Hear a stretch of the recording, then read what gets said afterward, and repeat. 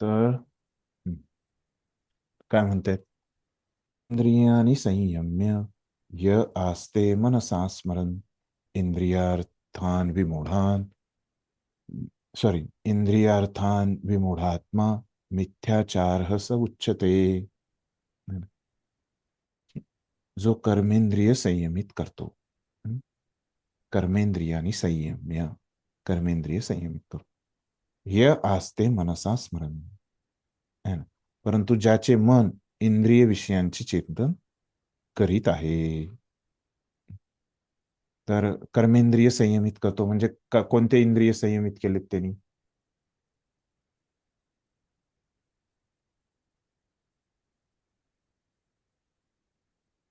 कोणते इंद्रिय संयमित केलेत?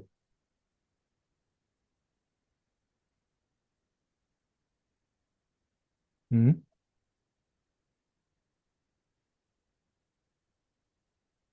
कर्मेंद्रिय संयमित करतोय म्हणजे काय करतोय सांगा कोणी?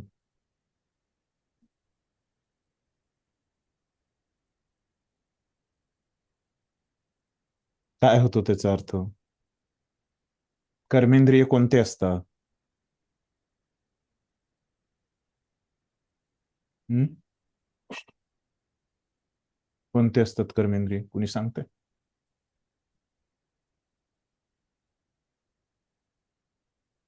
कुणीच नाही. कर्मेंद्रिय ज्याच्याद्वारे आपण, ज्या इंद्रियांद्वारे, किती? कान, नाक, जीभ. हम्म हम्म बरोबर आहे ना, ज्याच्याद्वारे आपण कर्म करतो, कानाद्वारे ऐकण्याचं कर्म करतो, नाकाद्वारे वास घेण्याचं कर्म गंध करतो. घेण्याचं कर्म हम्म, करतो. हम्म, हम्म, जिभेद्वारे बोलण्याचं कर्म करतो.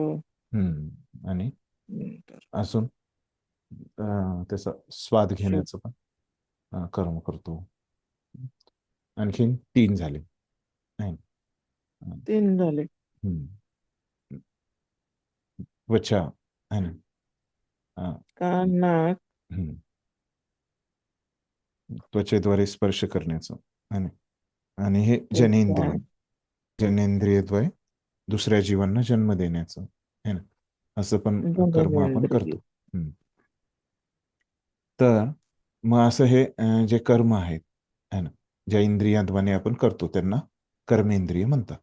मग आता काय हो, कर्मेंद्रिय संयमित करतो म्हणजे काय करतो, की त्याला त्या कर्मेंद्रियाचं एक विषय वस्तू दिसतात तिथं समोर है ना, आणि तो काय करतोय की त्यांच्याकडे तो त्या कर्मेंद्रियामुळं आकर्षित होत नाही है ना. म्हणजे त्याला एखादी वास घेण्याची तिथं वस्तू दिसते है ना, इंद्रिय विषय दिसतोय त्याला है ना, सुगंध घेण्याचा, वास घेण्याचा, घेण्याचा एक त्याच्यासमोर इंद्रिय विषय आहे. पण तो काय करतो, लगेच आपल्या नाकाला तिकडे घेऊन जात नाही है ना. तर काय करतोय तो, नाकाला संयमित करतोय, त्या इंद्रिय विषयापासून दूर ठेवतोय. म्हणजे त्याचा अर्थ आपण संयमित करणं है ना. आपण बघितलं काय असतं संयमित करणं है ना, इंद्रियांना इंद्रिय विषयापासून दूर ठेवणं है ना, म्हणजे संयमित. बरोबर आहे ना? आता काय केलंय त्यांनी, तर बाहेरून है ना इंद्रिय विषयापासून दूर ठेवले.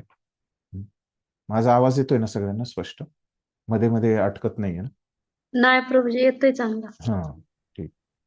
तर इंद्रिय विषयापासून दूर ठेवणं है ना, ह्याचा अर्थ काय आहे?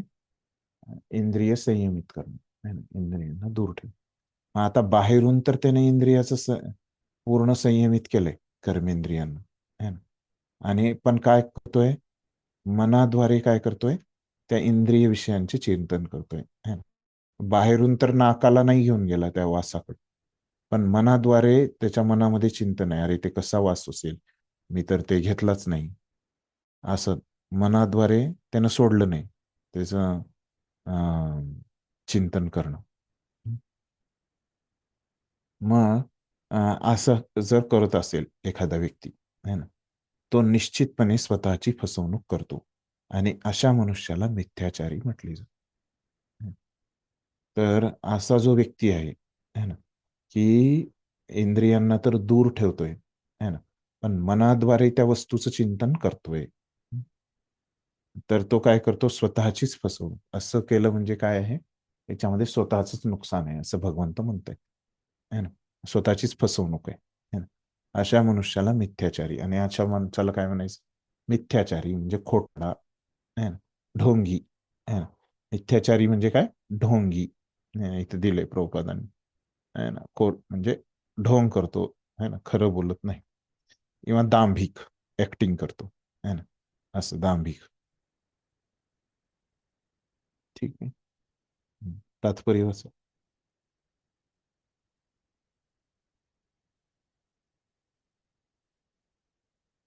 वाचा कोणी.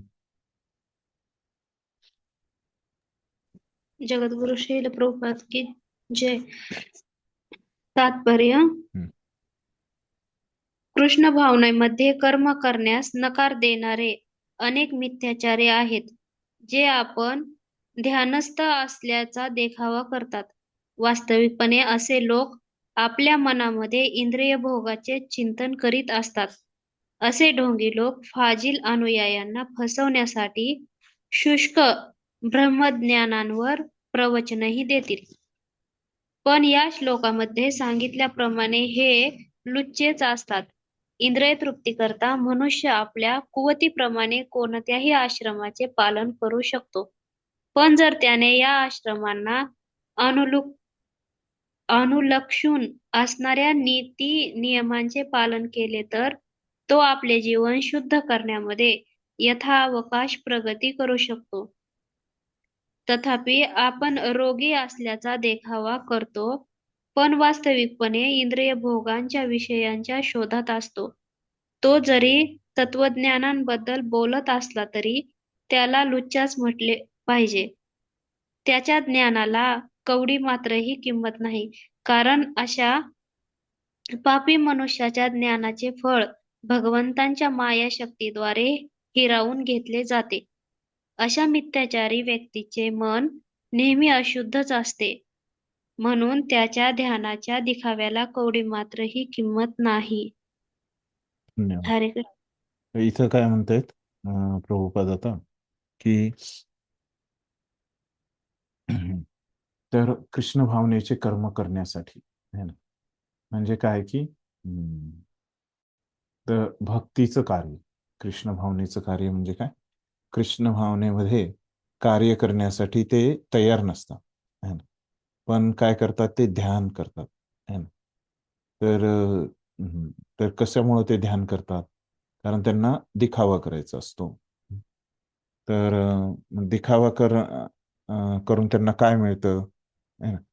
तर ते तर बाहेर, पण मनामध्ये इंद्रिय विषयांच्या वस्तूंचंच, है ना, मला कसा आनंद मिळेल, है ना, माझ्या इंद्रियांना कसं सुख मिळेल, असंच त्यांचा विचार असतो. हे ढोंगी लोक असतात. असं करून काय करतात? आपल्या शिष्यांना फसवतात, है ना. आणि काय करतात ते? जे शुष्क ज्ञान आहे त्यांचं, ब्रह्मज्ञान, है ना, जे माया आहे ना, त्याच्यावर प्रवचन पण सांगतात, है ना, प्रवचन पण करतात ते, है ना. अशा या श्लोकामध्ये सांगितल्याप्रमाणे हे लुच्चेच आहेत, है ना. जसं इथं या श्लोकात सांगितले, हे काय आहेत? लोकांना लुटणारेच आहेत, है ना. आपल्या शिष्यांना लुटणारे लोक आहेत हे, त्याच्यामुळे त्यांना लुच्चे म्हटले. आणि असे हे जे दुसऱ्यांना लुटणारे लोक आहेत, है ना, तर ते काय करतात?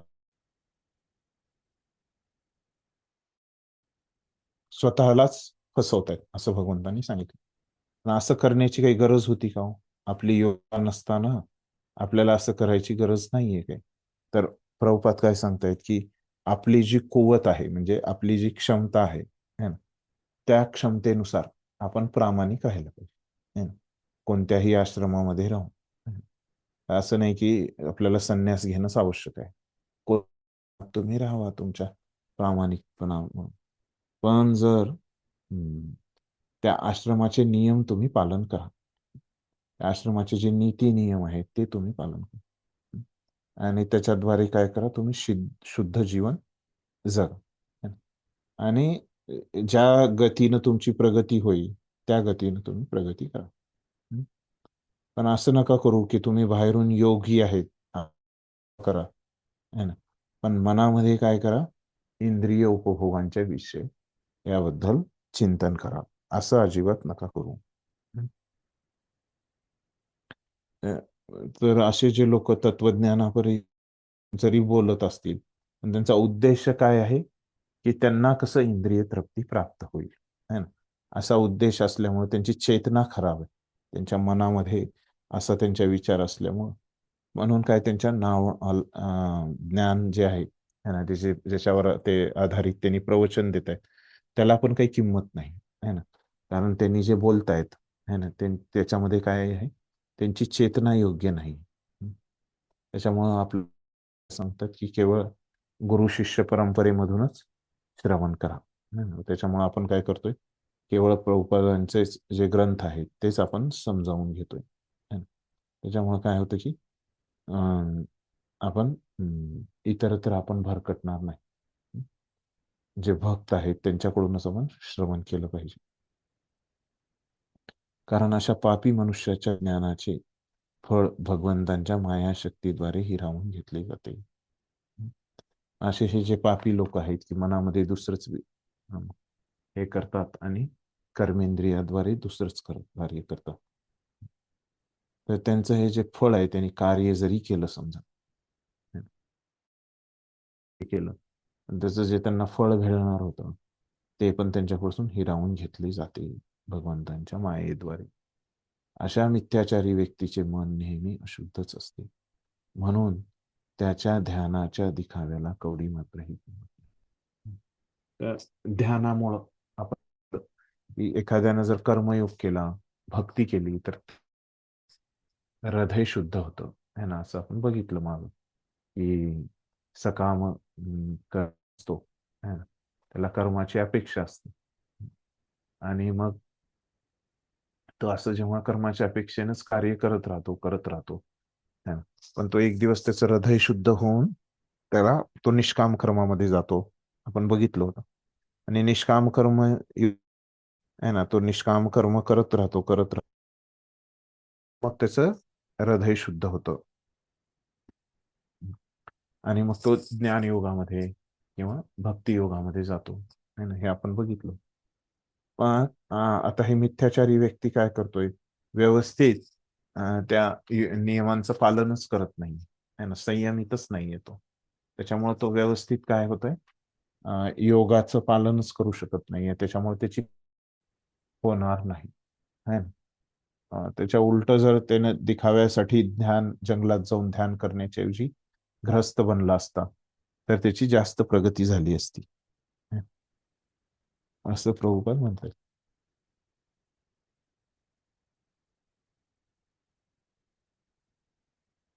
ठीक आहे. आता इथं प्रभुपादांनी सांगितलं तेच आता कृष्ण पुढच्या श्लोकात सांगतायत. कृष्णानं आता या श्लोकात काय सांगितलं की बाबा हा मिथ्याचारी बनल्यामुळं काय आहे, तुझं स्वतःच नुकसान आहे.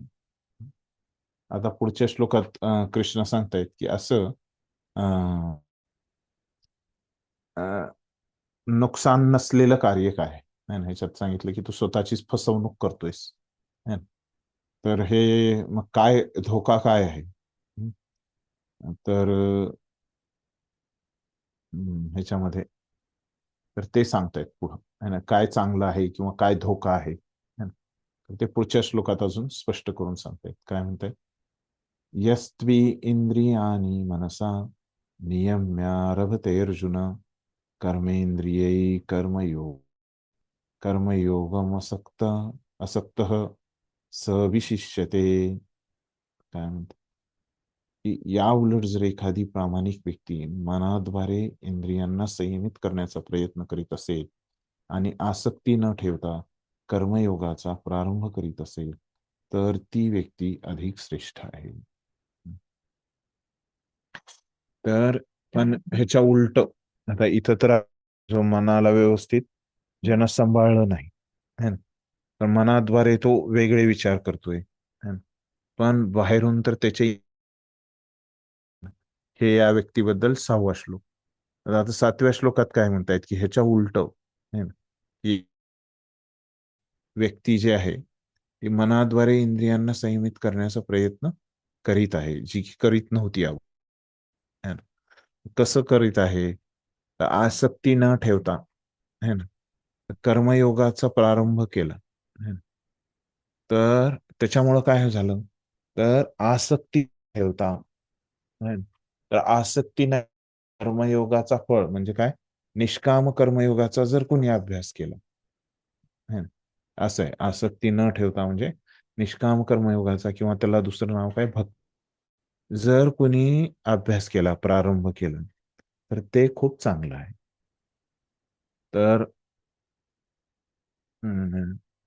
मनाला प्रयत्न करणे है ना, आणि आसक्ती न ठेवता म्हणजे निष्काम भावाने कर्म करणे. तर असं जर कुणी केलं तर ते खूप चांगलं आहे, असं कृष्ण म्हणते. तात्पर्य वाचा.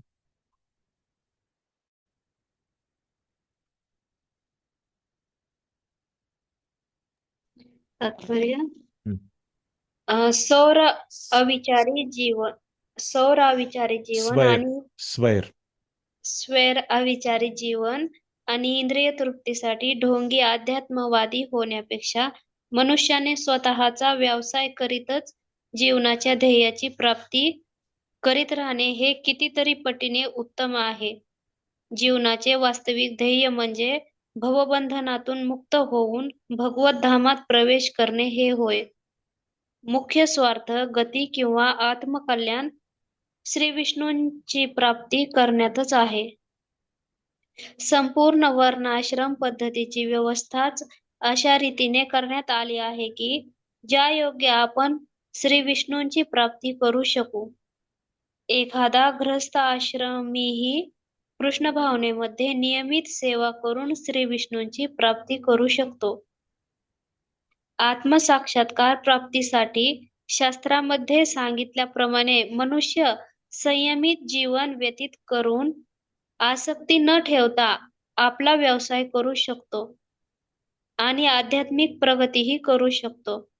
जो प्रामाणिक मनुष्य या पद्धतीचे पालन करतो, तो निष्पाप लोकांना फसवण्यासाठी दिखाऊ अध्यात्मवादाचा स्वीकार करणाऱ्या पाखंडी व्यक्तींपेक्षा अत्यंत चांगल्या स्थितीत आहे. केवळ उदरनिर्वाहाकरिता ध्यान करणाऱ्या भोंदू योगींपेक्षा रस्त्यावरून झाडू मारणारा प्रामाणिक झाडूवाला कितीतरी पटीने श्रेष्ठ आहे.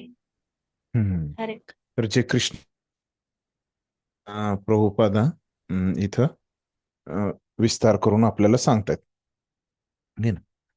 जे सांगितलं की कसं हे जो मनाद्वारे इंद्रिय संयम करतोय है ना, तर आणि काय आसक्ती न ठेवता कर्म करतोय. म्हणजे काय होतं की जर आपण कामामध्ये असेल है ना, तर आपलं मन जे आहे ते नियंत्रित करायला आपल्याला सोपं पडतं बघ है ना.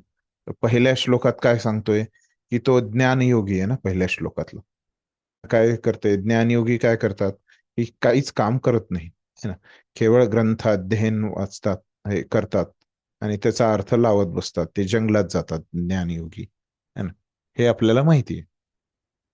मग आता कृष्ण सांगतायत की पण तो जर एखादा ज्ञानयोगी आहे है ना, तो एवढा अजून योग्य नव्हता ज्ञानयोगामध्ये जाण्यासाठी, पण तो काय करतोय की ज्ञानयोगाचा अभ्यास त्यानं सुरू केलाय.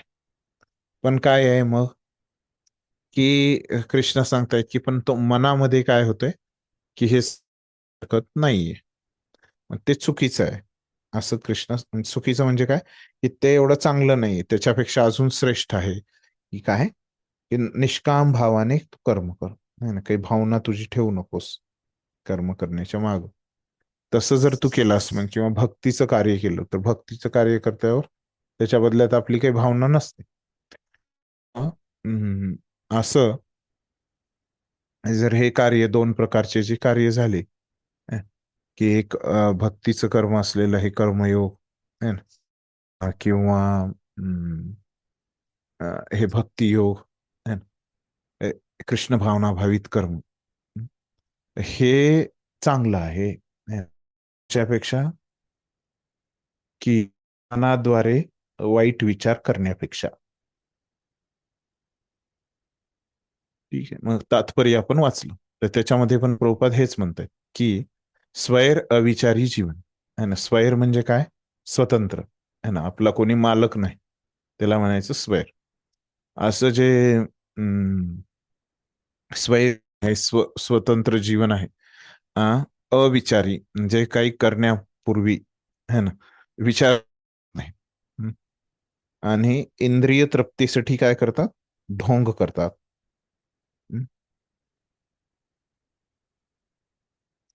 तर नाही ना, ढोंगी जीवन जगण्यापेक्षा प्रभुपाद काय म्हणतायत की जसं कृष्णाने सांगितलं, तर आपण काय केलं पाहिजे की आपलं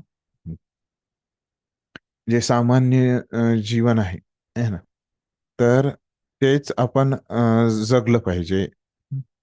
व्यवसाय करीत है ना, आपलं आणि अध्यात्म हे आपलं जीवन व्यवसाय या दोन गोष्टी सांभाळून है ना, तर आपलं कार्य केलं पाहिजे आपण. जीवनाचे वास्तविक ध्येय म्हणजे भवबंधनातून मुक्त होऊन भगवत धामात प्रवेश करणे हे आहे मुख्य स्वार्थ. आपला जे स्वार्थ आहे ते काय असलं पाहिजे? भगवत धामात आपल्याला जायचे, ते आपलं ध्येय असलं पाहिजे.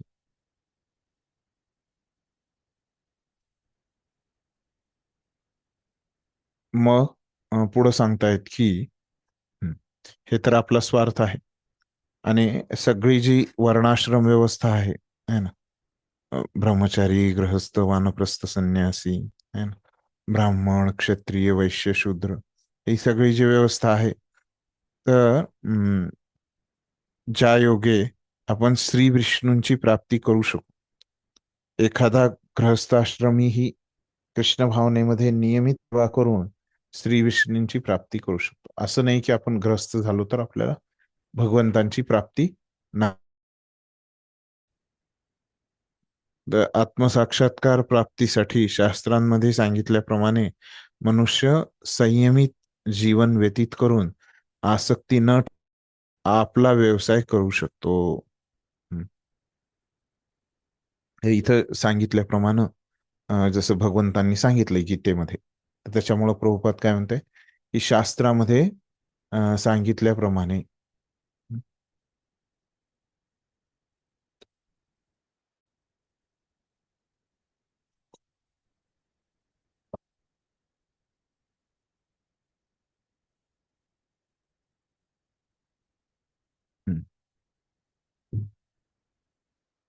हा कुठपर्यंत आलो? तो निष्पाप लोक म्हणजे दुसऱ्यांना फसवू नये. आपण जर त्या लेवलवर नाहीये तर कशाला त्या, आपण ज्या त्या स्तरावर नाहीये तर संन्यास घ्यायची, पैसे कमवण्यासाठी संन्यास घ्यायची काही गरज नाही. पुढं काय म्हणतायत?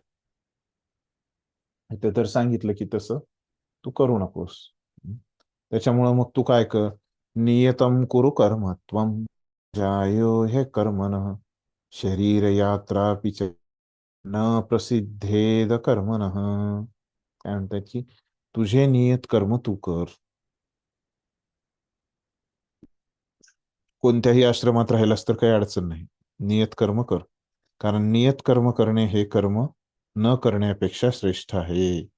हे जे नियत कर्म सोडून देणं ह्याच्याऐवजी कर्म करणं हे श्रेष्ठ आहे. कर्म केल्या वाचून मनुष्य आपल्या शरीराचाही निर्वाह करू शकत नाही. कृष्ण सांगतायत की कर्म करणं हे काय आहे? कर्म न करण्यापेक्षा, म्हणजे अर्जुनानं जे समजलं होतं बुद्धीचा अर्थ की कर्म न करणे आहे, तर भगवंत म्हणतायत की हे जे कर्म न करणं आहे हे सॉरी कर्म न करणं जे आहे है ना, त्याच्यापेक्षा काय की कर्म करणं, आपल्याला जे नियत कर्म आहेत आपल्या वर्ण आणि आश्रमानुसार है ना, ते करणं काय आहे आवश्यक आहे है ना, ते श्रेष्ठ आहे. ते श्रेष्ठ आहे. आणि आपण जर कर्म केलं नाही है ना, तर काय होईल, आपल्या शरीराचं पालन कसं होणार? त्या शरीराचं करण्यासाठी पण आपल्याला कर्म केले पाहिजे असं सांगतो.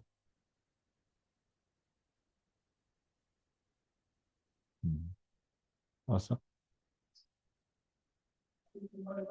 हरे कृष्ण प्रभूचे वाचू का? हा, वाचा वाचा. असे पुष्कळ भोंदू योगी आहेत जे स्वतः उच्च कुलीन असल्याचे दर्शवतात. आध्यात्मिक जीवनातील प्रगतीकरिता आपण सर्वस्वाचा त्याग केल्याचा दिखावा करणारे अनेक मोठमोठे व्यावसायिकही आहेत. अर्जुनानेही मिथ्याचारी व्हावे अशी श्रीकृष्णांची इच्छा नव्हती. या उलट श्रीकृष्णांची इच्छा होती की अर्जुनाने क्षत्रियांसाठी सांगण्यात आलेले नियत कर्म करावे. अर्जुन हा गृहस्थ आणि सेनापती होता, म्हणून त्याने गृहस्थ व सेनापती राहूनच क्षत्रियांसाठी सांगण्यात आलेल्या धार्मिक कर्तव्यांचे पालन करणे हे त्याच्यासाठी हितकारक होते. अशा प्रकारचे कर्तव्य पालन भौतिकवादी मनुष्याचे हृदय क्रमशः शुद्ध करून त्याची भौतिक दोषातून मुक्तता करते. उदरनिर्वाहाकरिता तथाकथित त्याग करण्याला भगवंतांनी तसेच कोणत्याही शास्त्रानेही कधीच मान्यता दिली नाही. सरतेशेवटी प्रत्येकाला आत्मा आणि शरीर एकत्र ठेवण्यासाठी काहीतरी कर्म करावेच लागते. भौतिक प्रवृत्तींपासून शुद्धीकरण झाल्यापासून लहरी खातर कर्मत्याग करणे उचित नाही. भौतिक जगात असणाऱ्या प्रत्येक व्यक्तीमध्ये प्रभुत्व गाजवण्याची मलिन प्रवृत्ती निश्चितच असते, किंवा दुसऱ्या शब्दात सांगायचे झाल्यास इंद्रिय तृप्ती करण्याची मलिन प्रवृत्ती ही असते. अशा दूषित प्रवृत्ती नाहीशा करणे आवश्यक आहे. नियत कर्मांद्वारे असे केल्यापासून मनुष्याने कर्मसन्यास घेऊन दुसऱ्याच्या जीवावर राहून तथाकथित अध्यात्मवादी होण्याचा कधीही प्रयत्न करू नये. हरे कृष्ण. धन्यवाद. तर आता इथं भगवंतांनी जे सांगितलं श्लोकामध्ये, तर प्रभुपाद काय म्हणतायत की असे लोक आहेत, भोंदू लोक है ना, तर ते फक्त बाहेरून दाखवतात की आमचा उच्च कुळात जन्म झालाय, त्याच्यामुळं आम्ही ध्यान करू शकतो, पण त्यांच्यामध्ये एवढी नसते की ते स्वतः ध्यान करतील.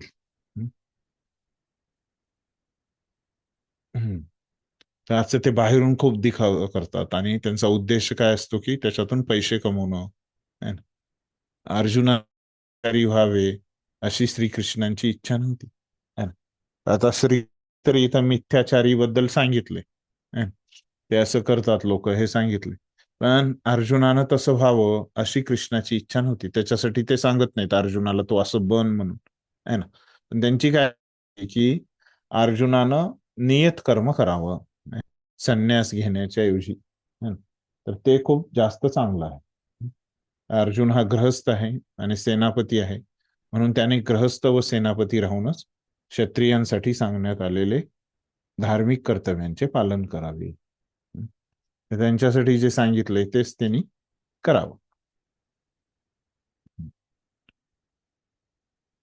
अशा प्रकारचे कर्तव्य पालन भौतिकवादी मनुष्याचे हृदय क्रमशः शुद्ध करून त्याची भौतिक दोषात करते. असं जे संदेश आहे, तर आपण बघितलं की कर्म केल्यामुळं काय होतं, तर हे आपण बघितलं की निष्काम कर्म जर कोणी केलं तर त्याचं हृदय शुद्ध होतं, आणि कर्तव्य पालन पण केलं तर पण काय होतं, हृदय शुद्ध होतं, आणि त्याची भौतिक हृदय शुद्ध झाली की भौतिक देशातून त्याची मुक्तता होते. तर उदरनिर्वाहाकरिता तथाकथित त्याग करण्याचा आणि तसेच कोणत्याही शास्त्राने कधीच मान्य, स्वतःचं पोट भरण्यासाठी कार्य करण्याची गरज आहे,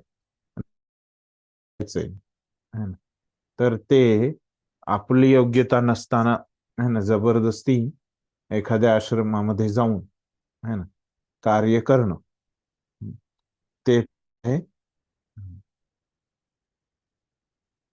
चुकीचं आहे.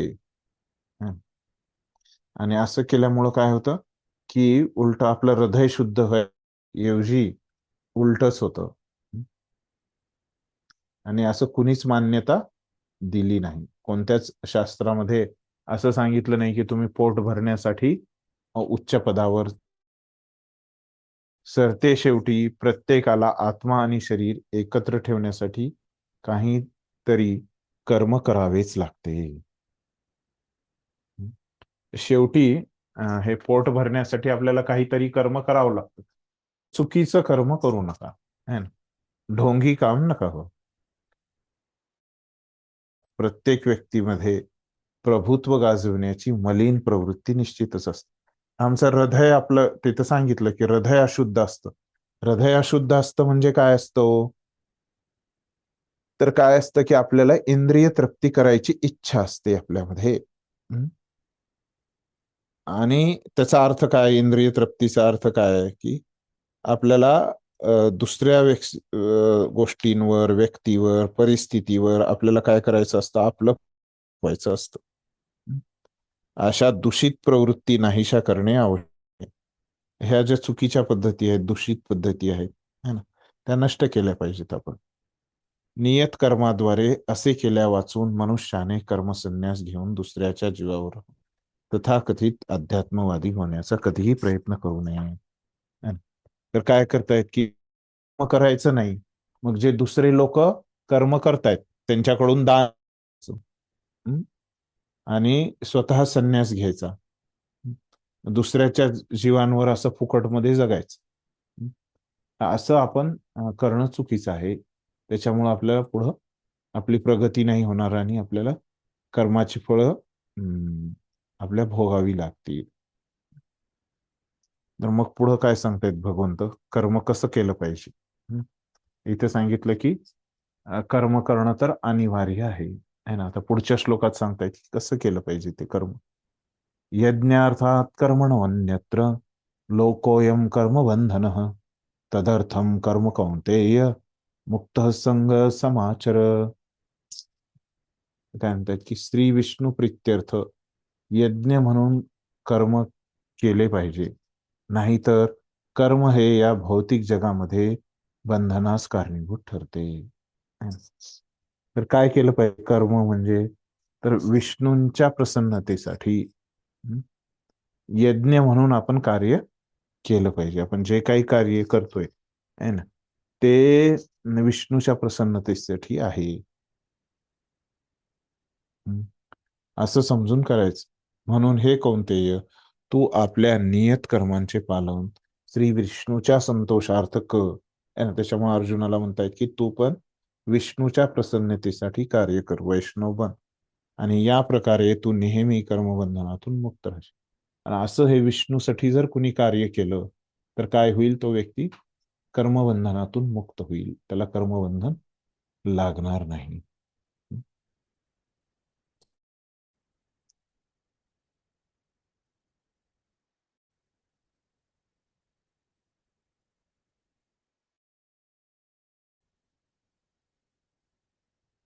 वाचा तात्पर्य होणे. हॅलो, हरे कृष्ण. वाचू का? हा, वाच.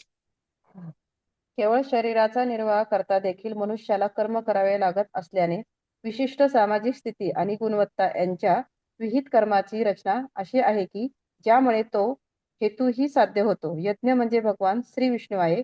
सर्व यज्ञ कर्मे ही श्री विष्णूच्या संतोषार्थच असतात. वेद सांगतात की यज्ञो वै विष्णू. दुसऱ्या शब्दात सांगायचे तर मनुष्याने यज्ञ किंवा प्रत्यक्षपणे भगवान विष्णूची सेवा केल्याने एकच उद्देश सिद्ध होतो. म्हणून या श्लोकात सांगितल्याप्रमाणे कृष्ण भावना हे यज्ञ कर्मच आहे. श्री विष्णूंना संतुष्ट करणे हेच वर्णश्रम धर्माचे ध्येय आहे.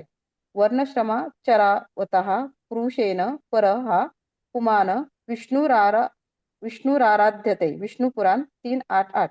म्हणून मनुष्याने श्री विष्णूच्या संतोष प्रित्यर्थ कर्म केले पाहिजे. या भौतिक जगात केलेले इतर कोणतेही कर्म बंधनास कारणीभूत ठरते. कारण चांगल्या व वाईट दोन्ही प्रकारच्या कर्मांना आपापली फळे असतात. त्यामुळे कोणतेही कर्म मनुष्याला बद्ध करते. म्हणून मनुष्याने श्रीकृष्णांना म्हणजे विष्णू संतुष्ट करण्यासाठी कृष्ण भावनाभावित कर्म करणे आवश्यक आहे. अशा प्रकारचे कर्म करणारा मुक्त अवस्थेतच असतो. कर्म करण्याची हीच महान कला आहे. परंतु आरंभी या मार्गामध्ये अत्यंत निपुण मार्गदर्शनाची आवश्यकता असते. म्हणून भगवान श्रीकृष्णांच्या भक्ताच्या निपुण मार्गदर्शनाखाली किंवा साक्षात भगवान श्रीकृष्णाच्या प्रत्यक्ष आदेशानुसार ज्यांच्या मार्गदर्शनाखाली अर्जुनाला कर्म करण्याची संधी मिळाली, मनुष्याने परिश्रमपूर्वक दक्षतेने कर्म केले पाहिजे.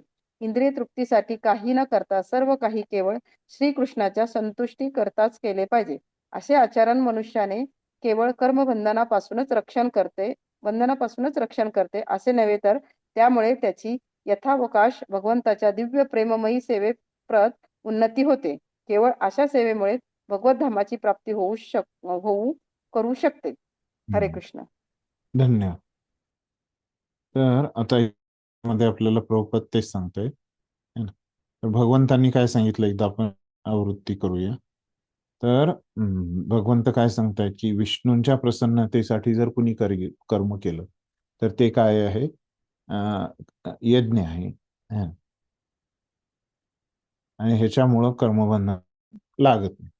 त्याच्यामुळं भगवंत काय म्हणतात, हे कोणते तू आपल्या नियत कर्मांचे पालन श्री विष्णूच्या संतोषार्थ कर. त्याच्यामुळे हे अर्जुन, तू पण तुझे जे कर्म आहेत है ना ते काय कर, विष्णूच्या प्रसन्नतेसाठी कर.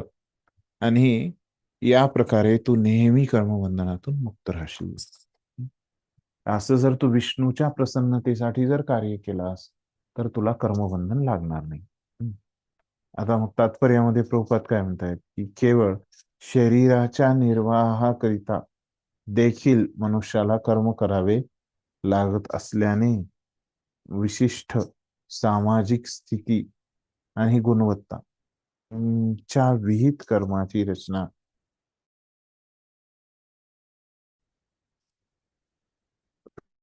आपल्याला या शरीराचा निर्वाह करायचा आहे, त्याच्यासाठी पण आपल्याला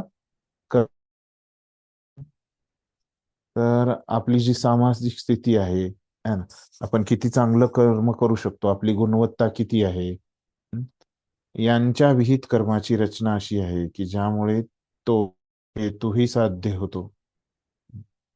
ह्यांची जी रचना आहे की सामाजिक स्थिती, गुणवत्ता ह्यांना सोडून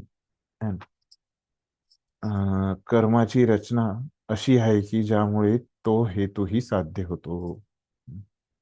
काय म्हणता तिथं की केवळ शरीराच्या निर्वाहाकरिता देखील मनुष्याला कर्म करावे लागत असल्याने विशिष्ट सामाजिक स्थिती आणि गुणवत्ता यांच्या विहित कर्माची रचना अशी आहे की ज्यामुळे तो हेतूही साध्य होतो.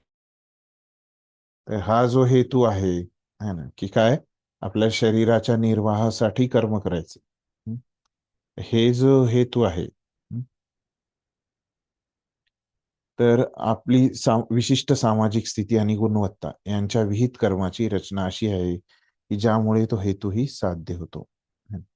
तर म्हणजे योग्यता आहे, गुणवत्ता आहे आणि जी आपली जी सामाजिक स्थिती आहे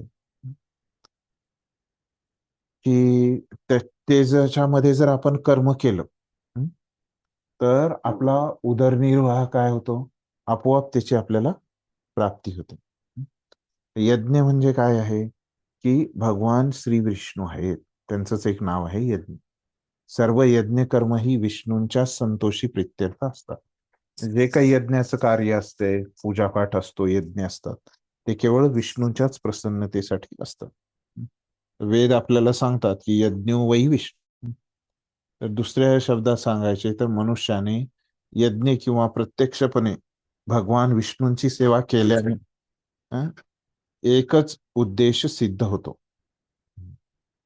तर म्हणजे काय, यज्ञ पण केलं कोणी आणि किंवा दुसरं काय आहे की भगवंतांची सेवा केली, विष्णूंची सेवा केली, दोन्ही पासून पण जे फळ मिळणार आहे ना, यज्ञापासून पण जे कर्माचं फळ मिळणार आहे आणि विष्णूची भक्ती केल्यामुळं पण त्याचं जे फळ मिळणार आहे भक्तीचं,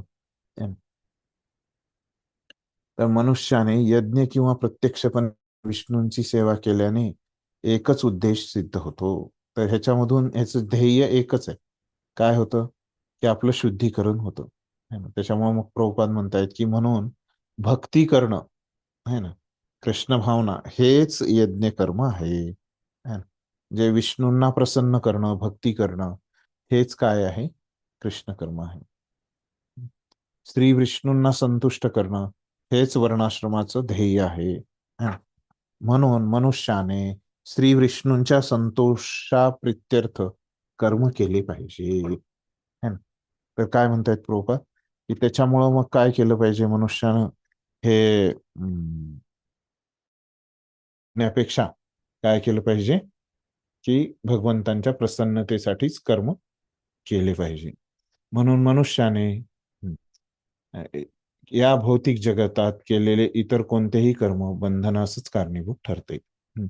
तर आपण हे जर भगवंतांच्या प्रसन्नतेसाठी नाही केलं, निष्काम भावनेतून नाही केलं, है ना, त्या भक्तीच्या भावनेतून जर आपण नाही केलं तर काय होईल, आपल्याला कर्मबंधनातच अडकावं लागेल.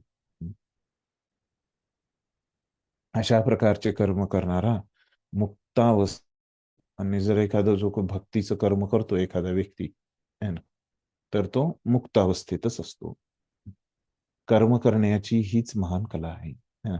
तर विष्णूच्या प्रसन्नतेसाठी कर्म, है ना, तीच कला आहे, है ना. आता आपण जे काही खातोय, है, ते काय आहे, एक कर्मच आहे.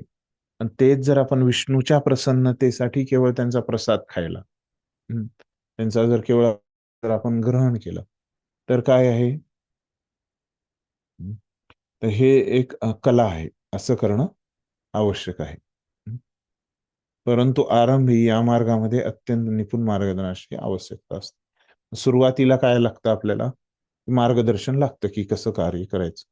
म्हणून भगवान श्रीकृष्णांच्या भक्ताच्या निपुण मार्गदर्शनाखाली किंवा साक्षात भगवान श्रीकृष्णांच्या प्रत्यक्ष आदेशानुसार, है ना, ज्यांच्या मार्गदर्शनाखाली अर्जुनाला कर्म करण्याची संधी मिळाली, मनुष्याने परिश्रमपूर्वक दक्षतेने कर्म केले पाहिजे. तर कृष्ण कुणाला मार्गदर्शन देत होते, अर्जुनाला, आणि अर्जुन त्यांच्याकडनं मार्गदर्शन घेत होता. तर आपण काय केलं पाहिजे, केवळ श्रीकृष्णांच्याच, अन्य कुणाच्या पण प्रसन्नतेसाठी नाही. असे आचरण मनुष्याचे केवळ कर्मबंधनापासूनच रक्षण करते, तर त्यामुळे त्याची यथावकाश भगवंतांच्या दिव्य प्रेममयी सेवेप्रत उन्नती होते.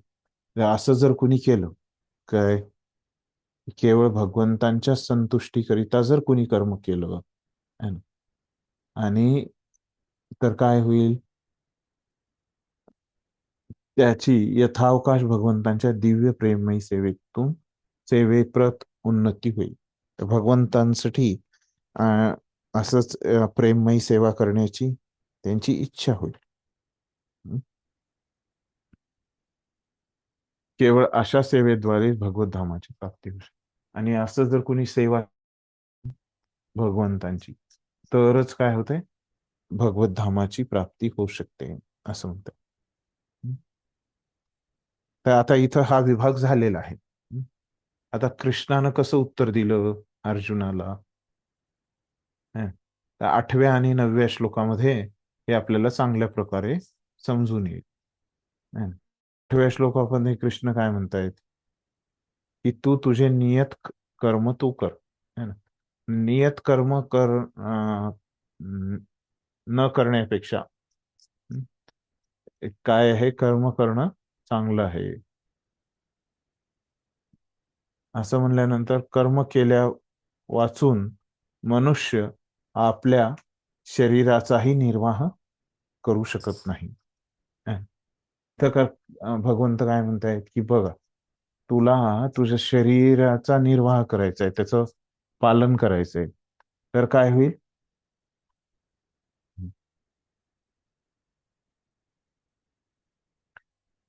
तर त्याच्यापेक्षा श्रेष्ठ काय आहे की नियत,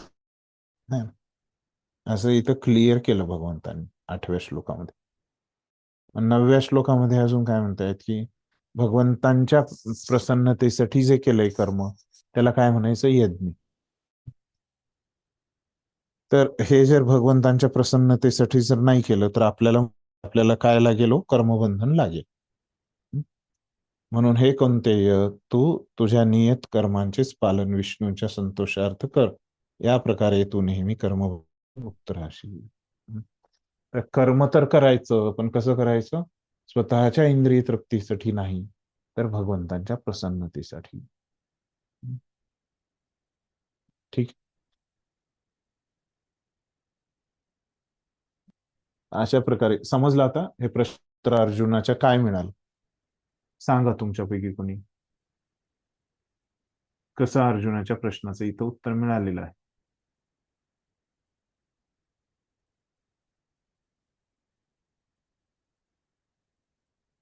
काय होतं अर्जुन प्रश्न आणि त्याचं उत्तर भगवंतांनी काय दिलं. 9 श्लोक आपण वाचले. मी उत्तर पण तुम्हाला सांगितलं इथं. सांग पैकी हरे काय होता कृष्ण. प्रश्न. अर्जुनाचा प्रश्न असा होता की बुद्धी ही सकाम कर्मापेक्षा श्रेष्ठ आहे. तर मग तुम्ही मला या विनाकारण या घोर युद्धात गुंतविण्याचा का प्रयत्न करत आहात किंवा तर इथं बुद्धीमध्ये ना ते अर्जुनाचा अर्थ सांगायचा. काय अर्थ घेतला बुद्धीचा असं ते वाक्य हे बुद्धीच्या ऐवजी ते शब्द टाकून वाक्य बनवायचं.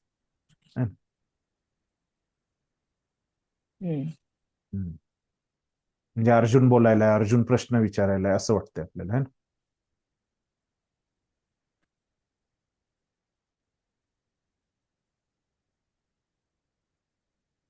कारण त्याने बुद्धियोगाचा अर्थ वेगळा घेतला होता. बुद्धियोगाचा अर्थ असा घेतला की कर्म काहीच नाही करायचं, निष्क्रिय राहायचं. त्याच्यामुळं काय झालं.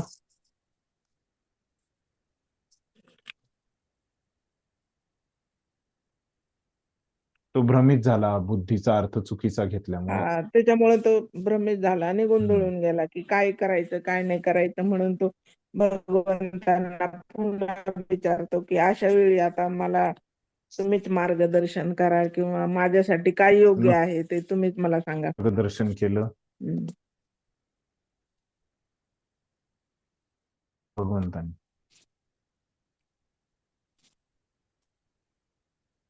तर भगवंत सांगतात की तुझं नियत कर्म तू करीत राहा आणि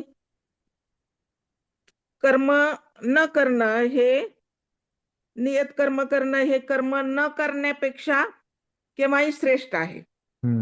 म्हणून तू तुझे नित्य कर्म करीत राहा. काय सांगितलं कसं करायचं हे नियत कर्म. नियत कर्म की आपल्या इंद्रियांना संयमित करून कृष्ण भावनेमध्ये भक्तिपूर्ण सेवा करायची भगवंताची.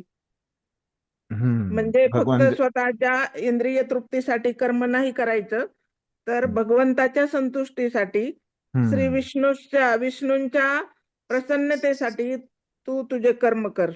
म्हणजे तू काय होशील की तुझ्या कर्मबंधनातून तू मुक्त होशील. त्या उत्तरामध्ये भगवंतांनी सांगितलं की 2 मार्गामधला कोणता मार्ग श्रेष्ठ आहे आणि त्या मार्गाचं पालन कसं करायचं. की नियत कर्म निष्काम भावनेनं आणि विष्णूच्या प्रसन्न करायचं. कर्म करणं श्रेष्ठ आहे आणि ते कसं करायचं हे पण भगवंतांनी उत्तरामध्ये इथं सांगितलेलं. ठीक आहे. इथे हे एक विभाग झालेला आहे पहिल्या 9 श्लोकाचा. समजलं एवढं सगळ्यांना. मग आता हे झाल्यानंतर तर आता आपण बघितलं की एक इथं भगवंतांनी सांगितलं की निष्काम कर्म करायला भगवंतांच्या प्रसन्नतेसाठी कर्म करायला. पण समजा एखादा व्यक्ती आहे तो खूपच भौतिकवादी आहे आणि तो अशा प्रकारचं निष्काम कर्मयोग करू शकत भगवंतांच्या प्रसन्नतेसाठी निष्काम भावाने तो करू शकत नाही. तर मग त्यांना काय केलं पाहिजे. तर अशा व्यक्तीसाठी मग काय पर्याय आहे. जर एखादा व्यक्ती असा निष्काम भावनेनं कर्म करू शकत नाही तर काय केलं पाहिजे. अर्जुनानं विचारलं नाही है ना पण भगवंत सांगतायत स्वतःहून अजून स्पष्ट करण्यासाठी. तर त्याच्यामध्ये जो व्यक्ती निष्काम भावनाच उत्पन्न त्याच्यामध्ये नाही झालेली अशा व्यक्तीनं काय करायचं. ठीक आहे. आता अशा व्यक्तीसाठी पण भगवंत पुढचे श्लोक बोलतात. काय आहे अशा व्यक्तीनं काय केलं पाहिजे बघूया आपण. तर भगवंत काय म्हणतायत की सहयज्ञ प्रजा सृष्ट्वा पुरोवाच प्रजापती अनेन विश्वध्वम् एक वोस्तिष्ठकामधूक. ठीक आहे. तर भगवंत काय म्हणतायत की सृष्टीच्या आरंभी प्रजापतीने श्री विष्णू प्रित्यर्थ यज्ञासहित मनुष्य आणि देवतांना निर्माण केले. तर जेव्हा या जगताची सृष्टी झाली भगवंत सांगतात तेव्हा सुरुवातीला काय केलं, जे प्रजापती होते श्री विष्णूंच्या प्रसन्नतेसाठी त्यांनी काय केले, यज्ञ बनवले, जे यज्ञ सांगितले आणि देवतांना निर्माण केले. तर जे ब्रह्मांचे जे प्रतिनिधी होते ब्रह्मदेवाचे, ते सृष्टी कोणी केली, ब्रह्माने केली. तर ब्रह्मदेवाच्या जे अगोदर चे लोक होते तर सॉरी ब्रह्मदेवाच्या नंतरचे म्हणजे ब्रह्मदेवांनी केलं असे जे होते प्रजापती जे सृष्टीमध्ये ब्रह्माजींना मदत करत होते, त्यांना ते प्रजापती आहेत.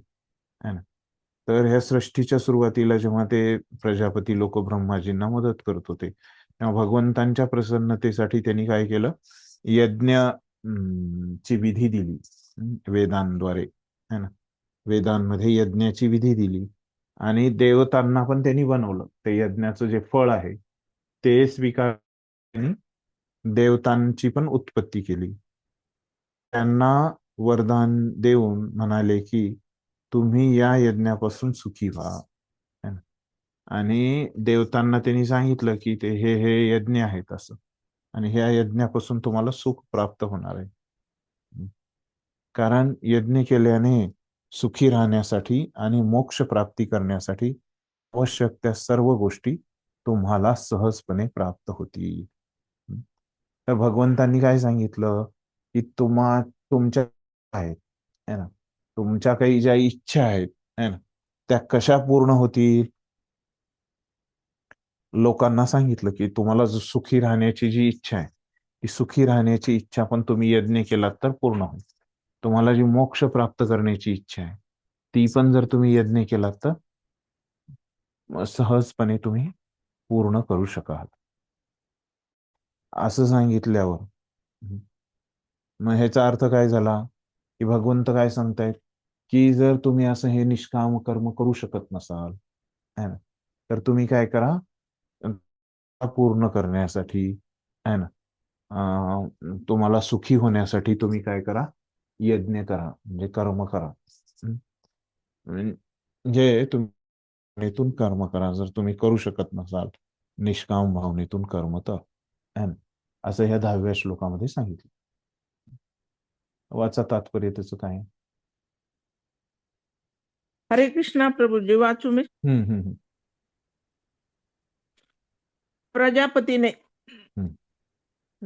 प्रजापतीने म्हणजे श्री विष्णू निर्माण केलेली भौतिक सृष्टी म्हणजे बद्ध जीवांना स्वगृही भगवत धामात परत जाण्यासाठी दिलेली सुसंधीच आहे.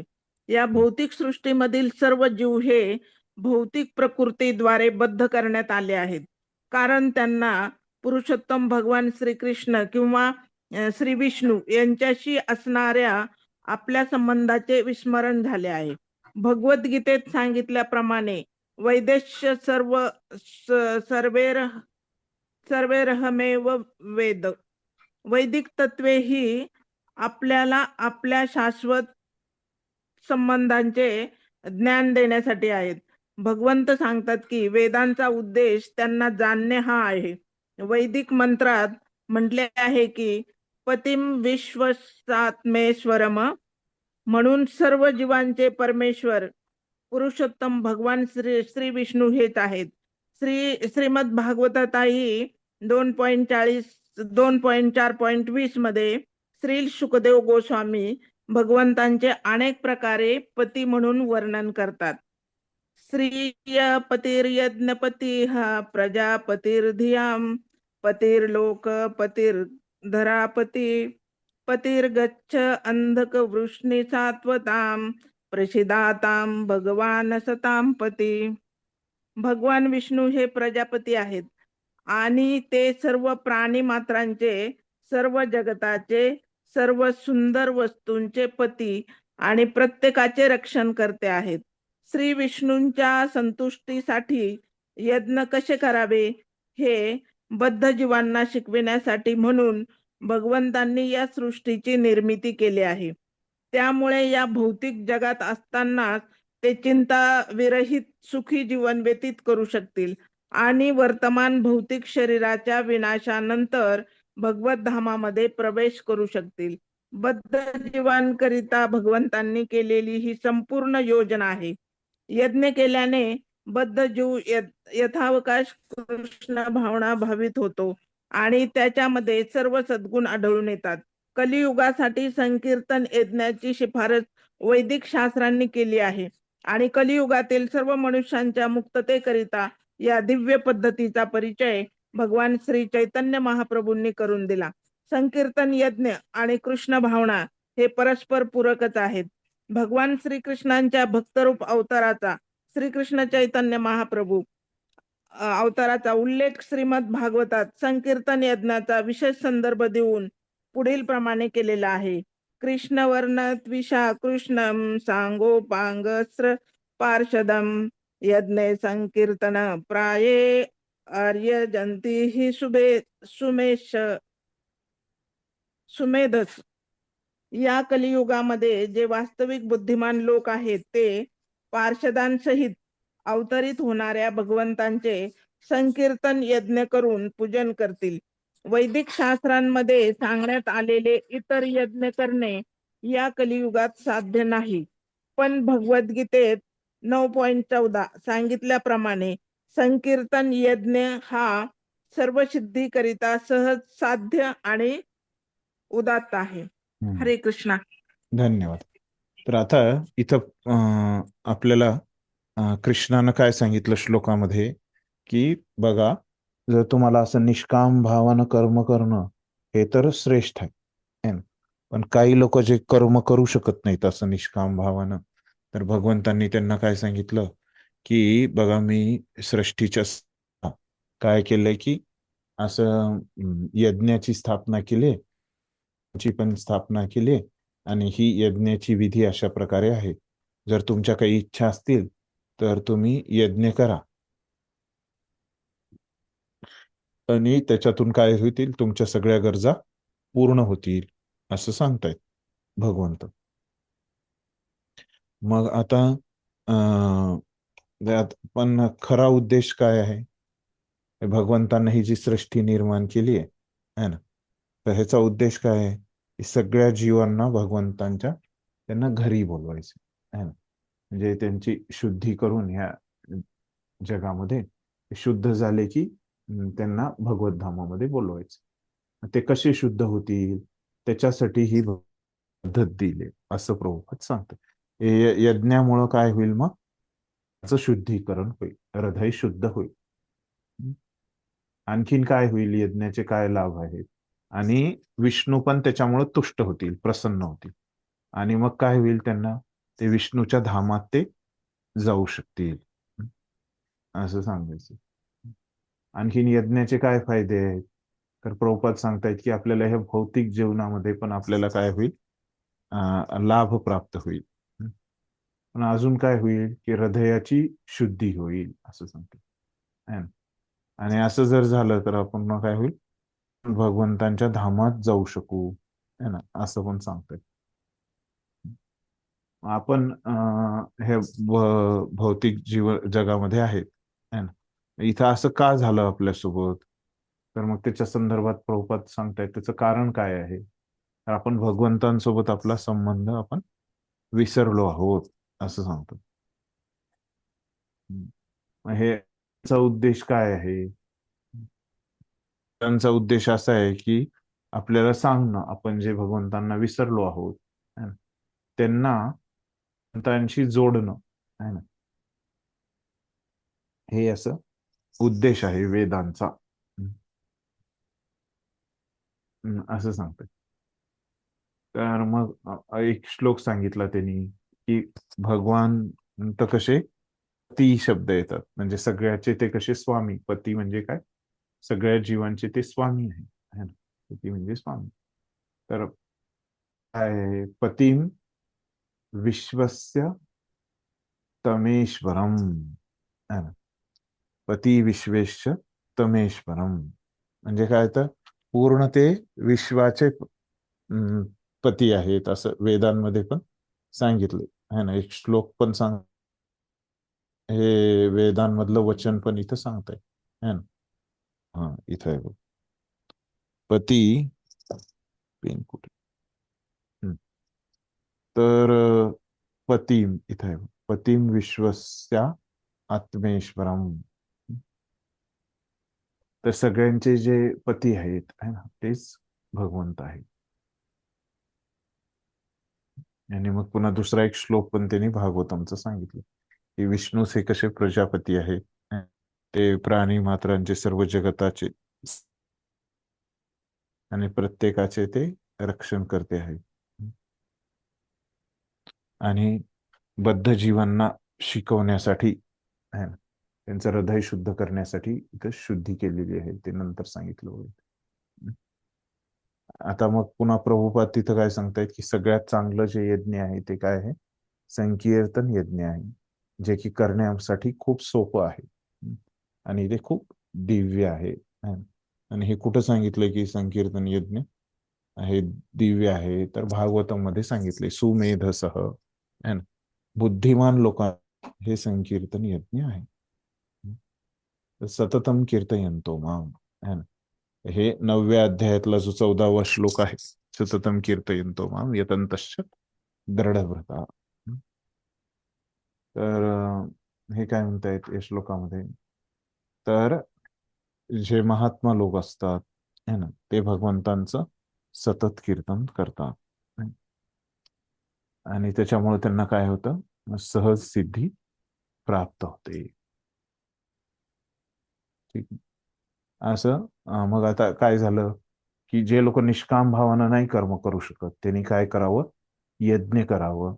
वेगवेगळ्या त्यांच्या सकाम भावना म्हणजे तिथं पूर्ण होतील. जी त्यांची भावना आहे त्याच्यानुसार जर त्यांनी यज्ञ केलं तर त्यांची ती भावना पूर्ण होईल. एवढं आपण समजलो या 3ऱ्या अध्यायात.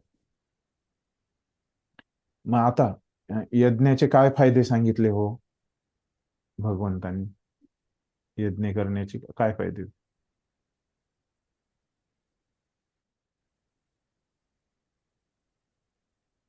यज्ञ करण्याचे काय फायदे सांगितले प्रभुपादांनी, कशासाठी यज्ञ हरे केलं कृष्ण. हम्म हा, यज्ञ जर केला तर बद्ध जीवांना बद्ध जीव शुद्ध होतील. अजून काय दुसरी होतील, गोष्ट विष्णू संतुष्ट होतील. हा अजून काय तिसरी होईल, गोष्ट, सुखी आणि सुखी राहतील. आपल्याला विष्णूंच्या धामात जाण्यास त्याची मदत होईल आणि अजून काय होईल, आपल्याला सर्व प्रकारे लाभ मिळेल त्याचा, आपल्या भौतिक इच्छा पण पूर्ण होतील, पूर्ण है ना. होतील. हा, आणि काय होईल दुसरं म्हणजे आपलं हृदय शुद्ध होईल आपण, आणि भगवत धामात आपण जाऊ शकतो, है ना. असं मोठा मोठी जर आपण बघितलं तर हे 2 मुख्य लाभ आहे, बरोबर आहे. हे आपल्या भौतिक इच्छा पण शुद्ध होतील, पूर्ण होतील, हृदय आणि आध्यात्मिक वान आपल्याला त्याचा फायदा मिळेल यज्ञाचा, मिळेल. बरोबर आहे. आध्यात्मिक फायदा म्हणजे काय, तर आपलं हृदय शुद्ध होऊन आपण भगवंतांच्या धामात फायदा मिळेल. तर आता हेच यज्ञाचे कसे भौतिक फायदे आणि आध्यात्मिक फायदे असे आहेत, है ना. तर भौतिक फायदा म्हणजे काय, आपल्या भौतिक इच्छा पूर्ण होतील, है ना. ते आता भगवंत 3 श्लोकामध्ये सांगतात, है ना. इथे यज्ञ करायला सांगतात, ह्याचे 4 श्लोकात सांगतात, है ना. 11 ते 14, है ना. या 4 श्लोकामध्ये भगवंत सांगतात की कसं यज्ञ केल्यामुळं आपल्या भौतिक इच्छा पूर्ण होती. आणि 15व्या आणि 16व्या या 2 श्लोकामध्ये भगवंत आता सांगतायत की यज्ञ काय होतं की आपलं हृदय शुद्ध होतं आणि आपण या भौतिक जगतातून आध्यात्मिक जगतात जाऊ शकतो हृदय शुद्ध झालं, असं सांगते.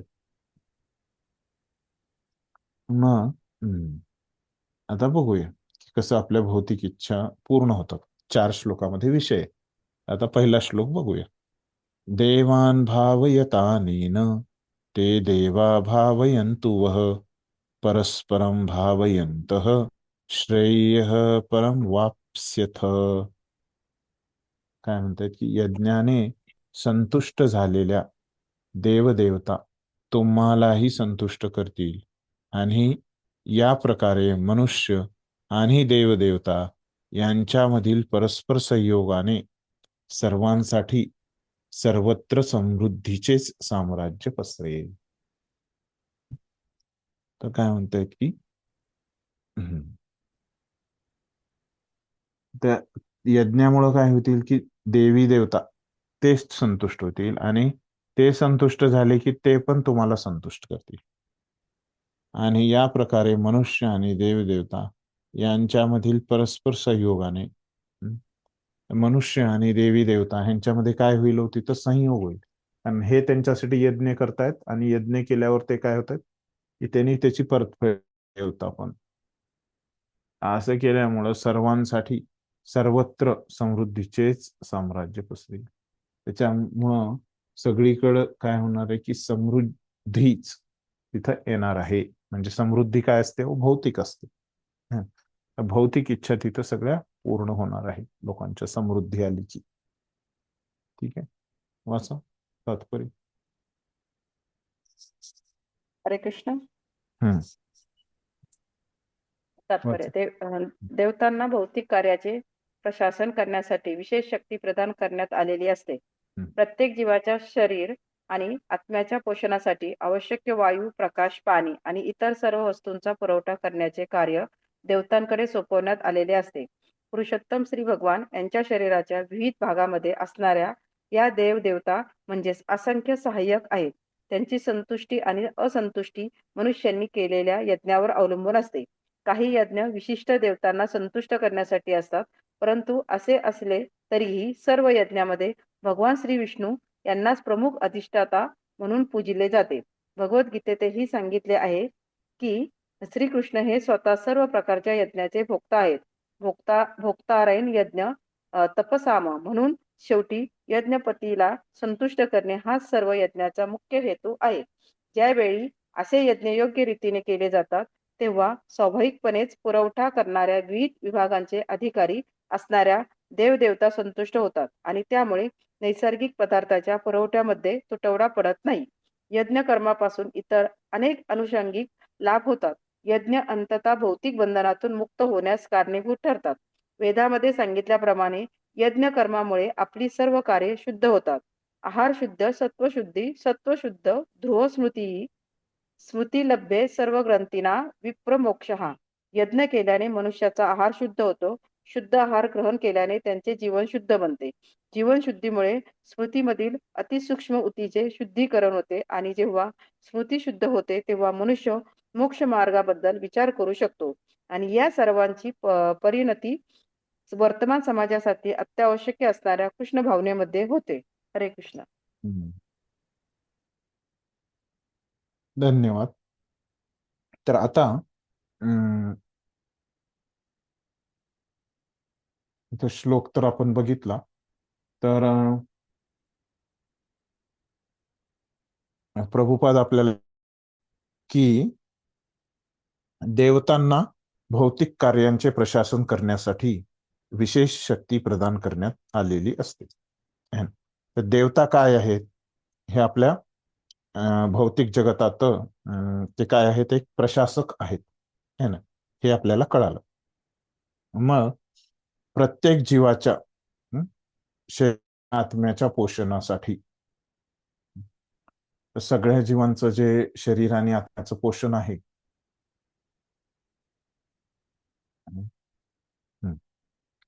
आवश्यक वायू, प्रकाश, पाणी आणि इतर वस्तूंचा पुरवठा करण्याचे कार्य देवतांकडे सोपवण्यात आलेले आहे. म्हणजे याच्यात त्यांचं कार्य दिले. त्यांचं कार्य काय आहे, तर आपल्या जे गरजा असतात वायू है ना, आपले वायू देवता असतात है ना, प्रकाशाचे सूर्य देवता है ना, पाण्याचे वरुण देवता, जे काही आपल्या गरजा आहेत ते आपल्याला पुरवठा करण्याचं काम कुणाकडे आहे, या देवतांकडे आहे ना. हे झालं ह्यांचं कार्य. मग तर भगवंतांना हम्म,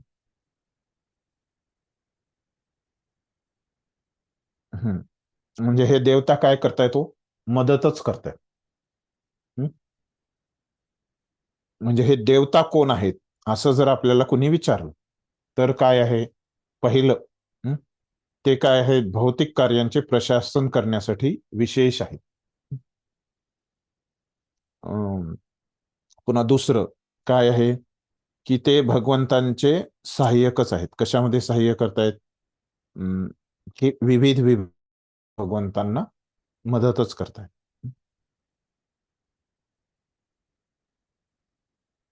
आणखीन काय आहे, पुढं 2-3 लाईन नंतर इथं दिलंय बघा, त्याला हे करतो.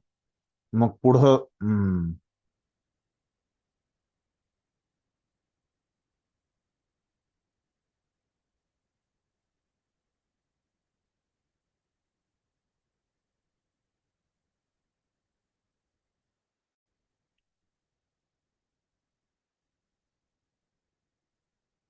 हम्म. तर आणखीन काय आहे ते आपल्याला ज्या ते आधी पण सांगितलंय त्यांनी, की वेगवेगळ्या वस्तू आपल्याला करण्यासाठी ते काय आहेत, अधिकारी हं, आहेत. तर 3 गोष्टी आहेत. म्हणजे देवता काय आहेत, हं, भगवंतांच्या कडून है ना, भगवंतांच्या तर्फे. तर ते काय आहेत, आपल्याला विविध गोष्टींच्या सॉरी विविध विभागांच्या गोष्टी है ना, ते पुरवठा करतात है ना. ही झाली एक गोष्ट. पुन्हा दुसरं काय आहे, ते कार्यांचे प्रशासन करतात. भौतिक कार्यांचं भगवंतांच्या व्यतीनं काय करतात, ते प्रशासन करतात. हे दुसरं झालं है ना. गोष्ट म्हणजे काय आहे की ते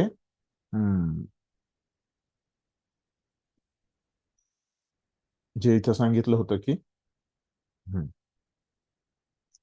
हम्म, ते सहाय्यक आहेत. हा, पुरुषोत्तम भगवान यांच्या शरीराच्या विविध भागामध्ये असणारे या देवदेवता असंख्य सहाय्यकच आहेत. तिसरं म्हणजे ते भगवंतांचे सहाय्यक आहेत है ना. अशा या 3 गोष्टी आहेत.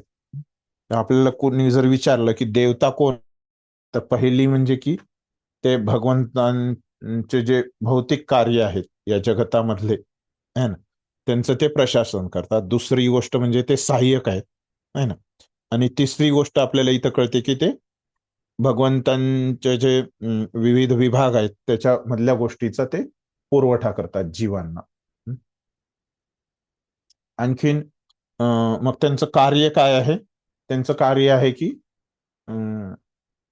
जे की आवश्यक गोष्टी आत्म्यासाठी वायू, प्रकाश, पाणी, ह्या शरीर आणि आत्मा एकत्र ठेवण्यासाठी ज्या आवश्यक गोष्टी आहेत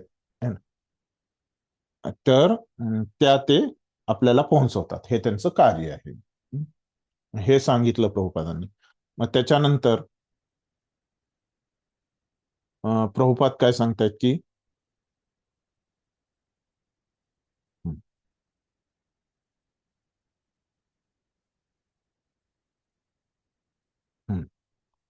मग आता इथं शेवटी सांगतायत ह्या पहिल्या परिच्छेदामध्ये इथं सांगतायत यज्ञ केल्यामुळं काय होतं.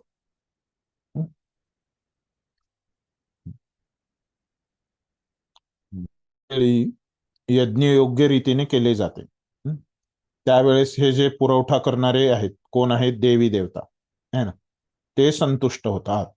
म्हणजे यज्ञ केल्यामुळं काय होतं, की हे देवी देवता संतुष्ट होतात. आणि त्याच्यामुळं काय होतं, नैसर्गिक पदार्थांच्या पुरवठ्यामध्ये तुट आणि त्याच्यामुळं आपल्याला जे गोष्टी पाहिजेत है ना, हवा, पाणी, प्रकाश, ह्या गोष्टी आपल्याला मिळत, कमी पडणार नाही. म्हणजे काय होईल, जर आपण यज्ञ केलं तर हे देवी देवता खुश होतील, संतुष्ट त्याला हे गोष्टी देतील. मग पुढं काय म्हणतायत की यज्ञ कर्मापासून इतर अनेक अनुषंगिक लाभ असतात. यज्ञ अंततः भौतिक बंधनातून मुक्त होण्यासाठी होत आहे. तर अजून पण त्याचे लाभ आहेत है ना? की आपल्याला हे भौतिक मधून आपण आध्यात्मिक मध्ये पण जातो, आपलं हृदय पण शुद्ध होतं. वेदांमध्ये यज्ञ कर्मामुळे आपली सर्व कार्य शुद्ध होतात. कार्य शुद्ध होतं आपलं. ते कसं? आहार शुद्ध, सत्वशुद्धी, सत्वशुद्धो ध्रुवा स्मृती, स्मृतिर्लब्धे सर्व ग्रंथीनाम विप्रमोक्ष. तर यज्ञ केल्यामुळे काय होतं? आपला आहार शुद्ध होतो. शुद्ध आहार घेतल्यामुळे जीवन शुद्ध होतं.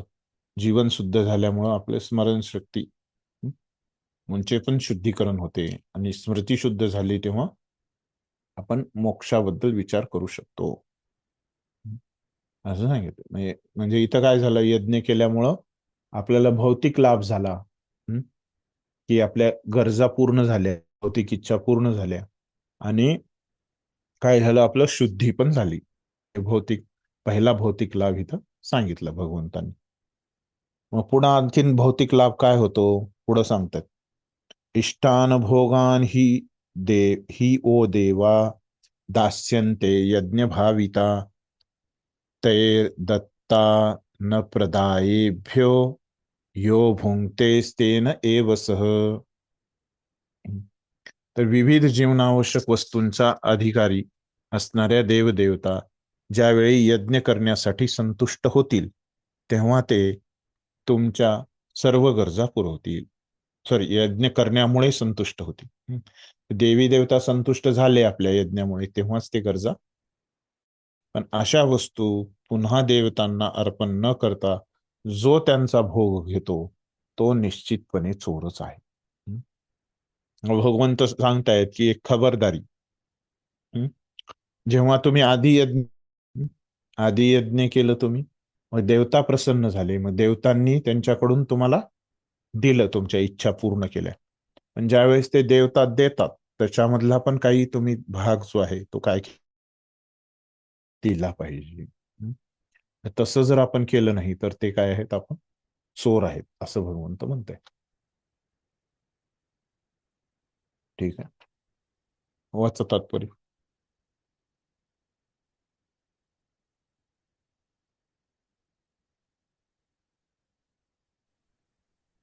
हरे कृष्णा. कुणी नाही, वाचू का मी? वाच. काय आहे दुसरं कोणी? वाचव.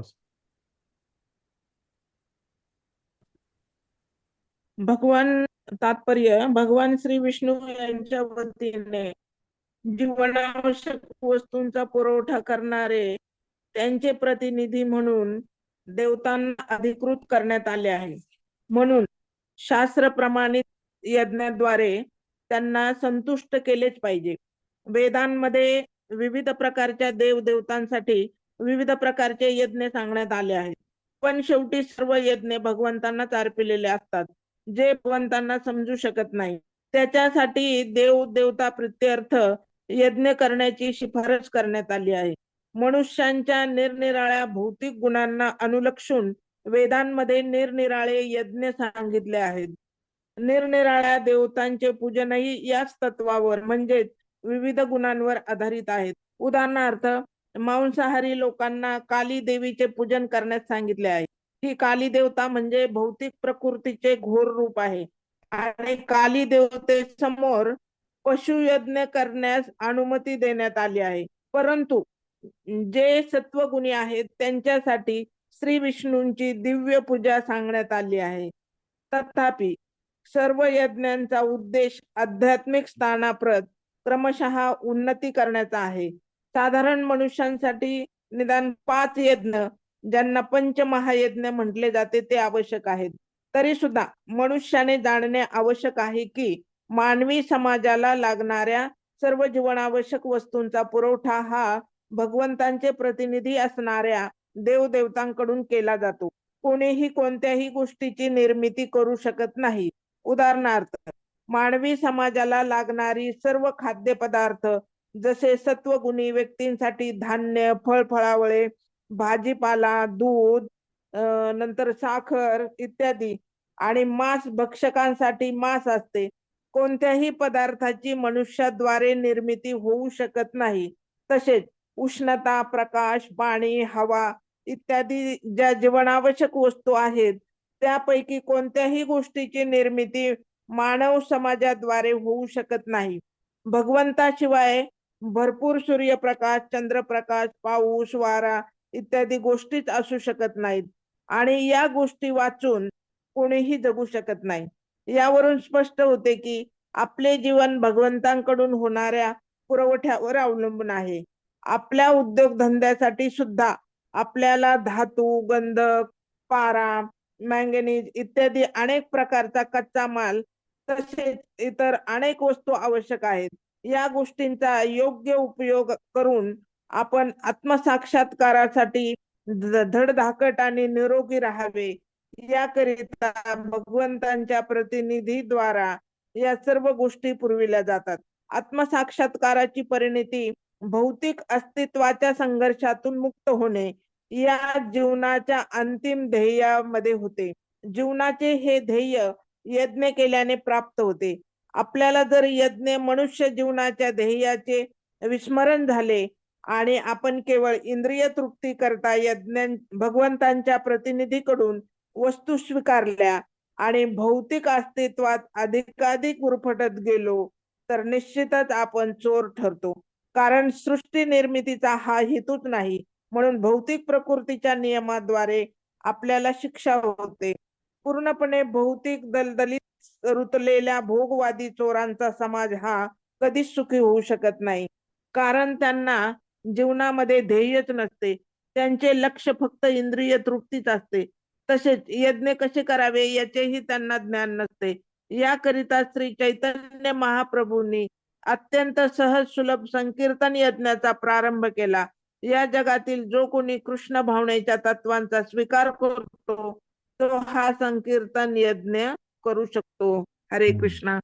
धन्यवाद. तर आता भगवंतांनी की जे काही आपल्याला भौतिक लाभ होतील है ना, ते काय आपण देवतांना अर्पण केले पाहिजेत है ना. जरी त्याच्यासाठी आपण अगोदर यज्ञ केले, तरी पण जेव्हा आपल्याला हे भौतिक लाभ मिळतात, ते पण आपण त्यांना अर्पण, फायदा आपण त्याचा घेतला पाहिजे, त्याचा भोग घेतला पाहिजे.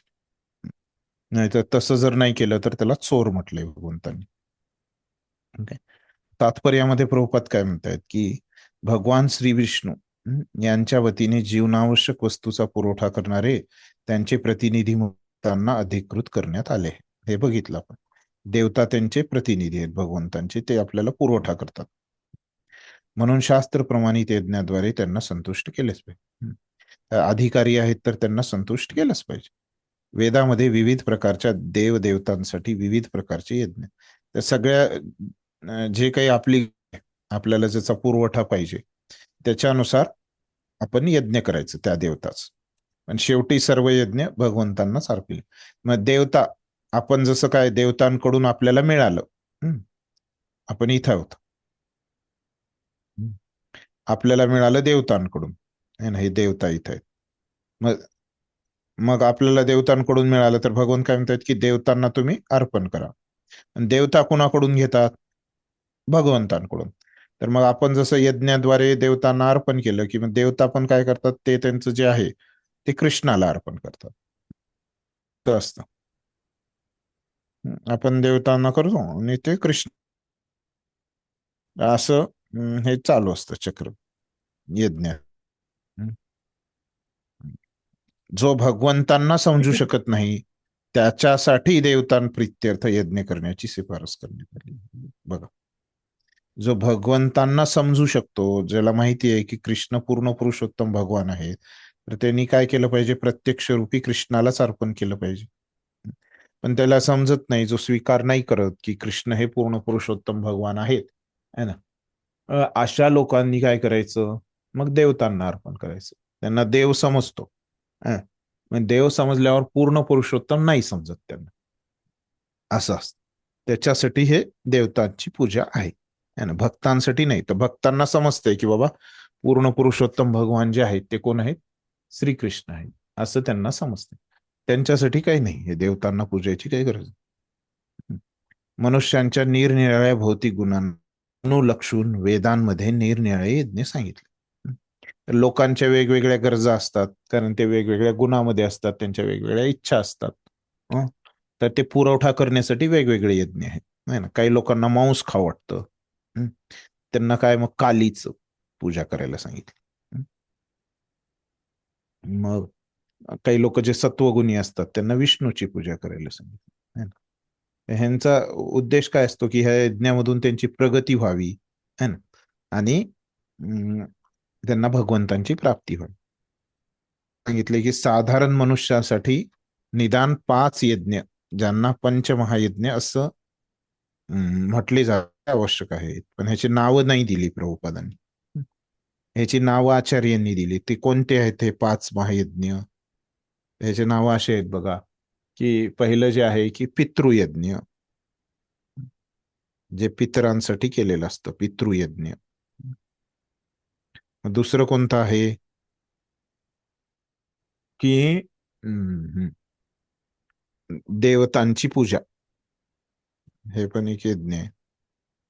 देवता पूजा असेल, देवतांची पूजा शॉर्ट मध्ये लिहितो, देवता पूजा. मग काय आहे तिसरं यज्ञ कोणतं आहे की वेदाचं उच्चारण करणं, वेदपाठ, वेदाचा पाठ करणं, जे वेद आहेत त्याचा पाठ करणं, हे पण एक यज्ञ आहे. मग चौथं काय आहे की अन्नदान करणं मनुष्यासाठी, मनुष्यांसाठी अन्नदान, हे बघा यज्ञच आहे. आणि 5वं शेवटचं काय आहे की प्राण्यांसाठी, त्यांचं पालनासाठी काहीतरी खाद्य आहे ना, प्राण्यांसाठी पण अन्नदान असं, किंवा प्राण्यांचे पालन असं करू शकतो, है ना. ते जे प्राणी आहेत त्यांचं पण पालन करणं.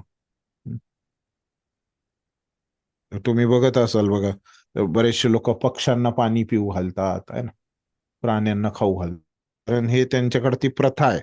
आता माहिती नाही लोकांना की हे यज्ञ आपण करतोय, ते उग प्रथा परंपरा म्हणून लोक करतात.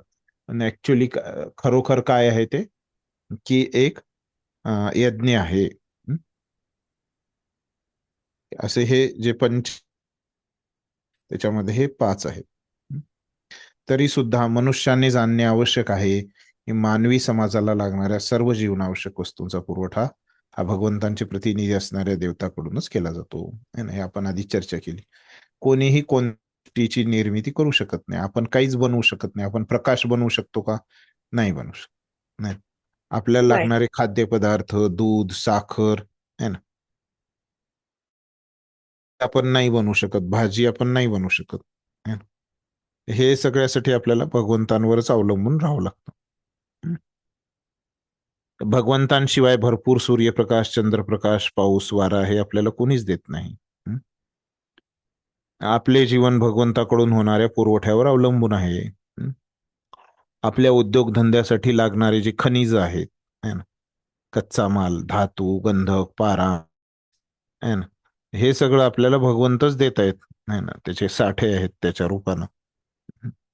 आपण आत्मसाक्षात्कारासाठी धडधाकट आणि निरोगी राहावे याकरिता भगवंतांच्या प्रतिनिधीद्वारे या सर्व गोष्टी आपल्याला पुरवल्या जातात. आत्मसाक्षात्काराची परिणिती भौतिक अस्तित्व संघर्षातून मुक्त होणे या जीवनाच्या अंतिम ध्येयामध्ये असते. तर आत्मसाक्षात्कार आपल्याला या भौतिकच्या पलीकडे जाऊन, भौतिक संघर्षाच्या पलीकडे मुक्त होऊ, आणि जेव्हा आपल्याला भगवंत प्राप्त होतील, अंतिम ध्येय आपण भगवंतांच्या धामात जाऊ, तेव्हा आपल्याला आत्मसाक्षात्काराची प्राप्ती होईल. जीवनाचे हे ध्येय यज्ञ केल्याने प्राप्त होते. कसं? केवळ यज्ञ केल्यानंच प्राप्त होतं. आपल्याला जर मनुष्य जीवनाच्या ध्येयाचे विस्मरण झाले आणि आपण केवळ इंद्रिय तृप्तीकरिता भगवंतांच्या प्रतिनिधीकडून वस्तू स्वीकारल्या आणि भौतिक अस्तित्वात अधिकाधिक गुरफटत गेलो, तर असं जर काय आपण जर यज्ञ केलं नाही तर काय होणार आहे? आपण अधिक गुरफटत जाणार आहेत कर्मबंधनामध्ये. आणि आपल्याला चोर म्हटलंय, कारण सृष्टी निर्मितीचा हा हेतूच नाही. नाही ना, सृष्टीचा निर्मितीचा हेतू काय, की आपलं शुद्धीकरण करणं. म्हणून भौतिक प्रकृतीच्या नियमाद्वारे आपल्याला शिक्षा होते. आपण नियमांचं उल्लंघन केल्यामुळं मग भौतिक प्रकृती आपल्याला शिक्षा देते. पूर्णपणे भौतिक दलदलेल्या भोगवादी चोरांचा समाज हा कधीच सुखी होऊ शकत नाही. असं समाजामध्ये चोरच असतील है ना, तर तो होणार नाही. त्यांचे लक्ष फक्त इंद्रिय तृप्तीच असते. तसेच यज्ञ कसे करा याचेही त्यांना ज्ञान नसते. तर बाकीचे जे चोर लोक आहेत त्यांना माहिती गोष्टी की आपण यज्ञ केलं पाहिजे. याकरिता श्री चैतन्य महाप्रभूंनी अत्यंत सहज सुलभ संकीर्तन यज्ञाचा प्रारंभ केला आहे. तर आता हे जे सगळं आहे देवी देवतांचे यज्ञ वगैरे हे खूप अवघड आहेत करायला, त्यांच्याबद्दल माहिती असणं वगैरे. पण चैतन्य महाप्रभूंनी जे या युगामध्ये संकीर्तन यज्ञ काढले नाही ना, ते काय आहे की ते खूप सोपं आहे करण्यासाठी. आणि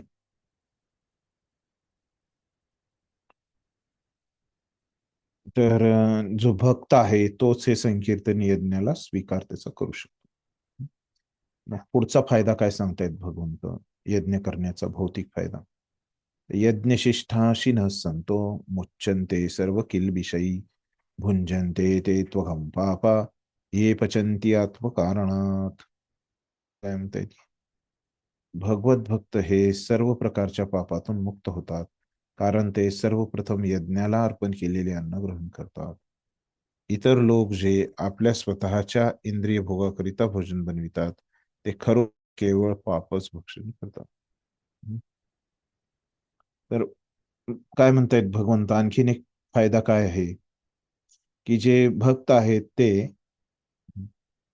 यज्ञाला अर्पण केलेलंच अन्न ग्रहण करतात. पहिल्यांदा ते यज्ञ करतात देवी देवतांना प्रसन्न करण्यासाठी. देवदेवता प्रसन्न झाले, त्यांची गरज पूर्ण झाली की मग त्यांच्याकडून जे मिळतं ते काय करतात, ते यज्ञालाच अर्पण करतात. इतर लोक जे आहेत की ते इंद्रिय भोगाकरिता भोजन बनवितात, ते खरोखर केवळ पापच. असं जे स्वतःच्याच खाण्यासाठी भोजन बनवतात, भगवंतांना अर्पण न करता खाऊन टाकतात, तर ते केवळ पापच खातात. असं म्हणतो यज्ञ केल्यामुळं काय द्वारे हे पाप कर्म होणार नाही. हे एक फायदा आपल्याला भौतिक फायदा इथं होणार आहे. ते तात्पर्य वाचा.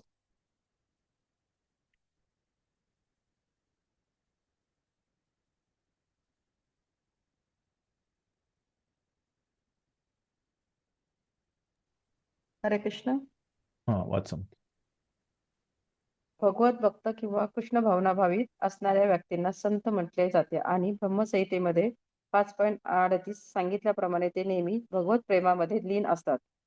प्रेमांजली चरित भक्ती विलोचनेन संतः सदैव हृद्येषु विलोकयंती. संतजन हे सदैव भगवान श्री गोविंद म्हणजे आनंद देणारा किंवा मुकुंद मुक्ती देणारा किंवा श्रीकृष्ण सर्व आकर्षक पुरुष यांच्याशी दृढ प्रेमामध्ये मग्न असल्यामुळे ते कोणतीही गोष्ट सर्वप्रथम भगवंतांना अर्पण केल्याशिवाय ग्रहण करू शकत नाही. म्हणून असे भक्त नेहमी भक्तीच्या विविध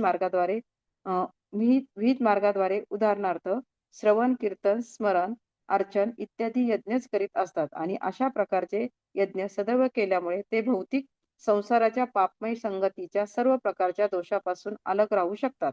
इतर लोक जे स्वतःसाठी किंवा इंद्रिय तृप्तीसाठी अन्न शिजवतात ते केवळ चोरच आहेत असे नाही, तर ते सर्व प्रकारचे पापच भक्षण करणारे आहेत.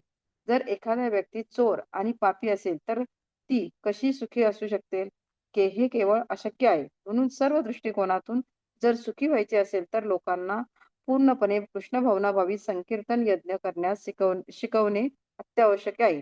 नाहीतर जगामध्ये शांती किंवा समाधान नांदणे शक्यच नाही. हरे कृष्ण. धन्यवाद. तर आता इथं काय सांगितलं प्रभुपादांनी आपल्याला, तर जे भक्त आहेत ना, तर ते काय करतात, कृष्ण काय सांगतात की भक्त आहेत ते त्यांना काही पापकर्म नाही आहेत, कारण ते यज्ञाला अर्पण करूनच खातात. जे स्वतःच्या इंद्रिय भोगासाठी खातात ते काय करतायत की पाप कर्म घेत आहेत. आता संत, प्रभुपाद म्हणतायत की संत कोण आहेत? है ना. प्रेमांजन चुरित भक्ती विलोचनेन संत सदैव हृदयेषु विलोकयंती. है ना. तर संत जण काय आहेत? सदैव भगवान श्री गोविंद किंवा श्रीकृष्ण यांच्याशी दृढ प्रेमामध्ये मग्न असतात. हे संत जे आहेत ते भगवंतांसोबत सतत काय आहेत? प्रेमामध्ये मग्न आहे.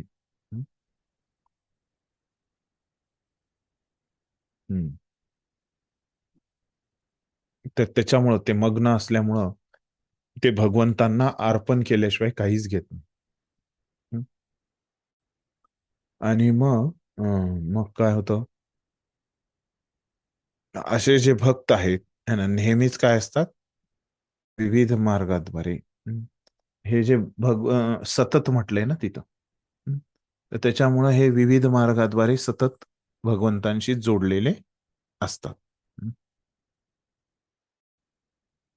आणि त्याच्यामुळे हे सतत भगवंतांशी जोडलेले असल्यामुळं अशा नेहमीच ते काय आहेत? यज्ञामध्ये आहेत. त्याच्यामुळं काय भौतिक जगताचं हे जे पापमय संघ आहे है ना, त्याचा दोष त्यांना लागत नाही, दोषांमुक्त आहेत असं सांगतात.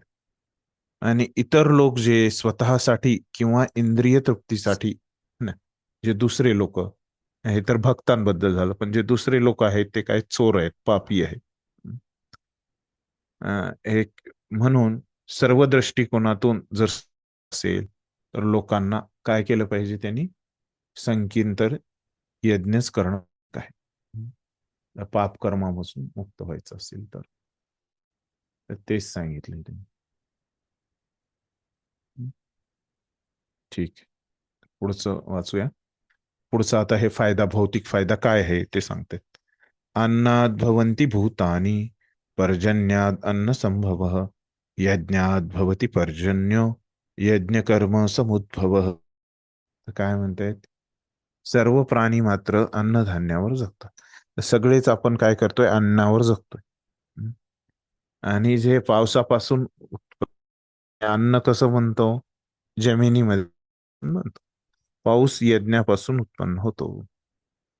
पाऊस जो आहे तो यज्ञ केल्यामुळेच आपण बघितलं की कसं पाण्याचा जो पुरवठा आहे ना, तो यज्ञामुळेच आपल्याला मिळतो. आणि यज्ञविहित कर्मापासून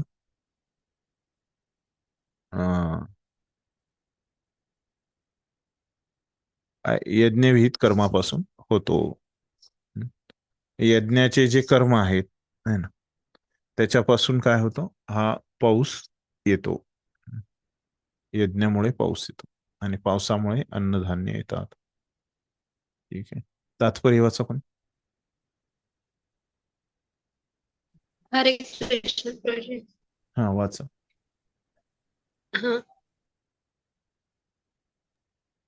भगवद्गीतेने महान भाष्यकार श्री बलदेव विद्याभूषण लिहितात, ये इंद्राद्य गत यावस्थितम यज्ञम सर्वेश्वरम विष्णुमभ्यर्च्य तत्क्षेक्षमशन्ति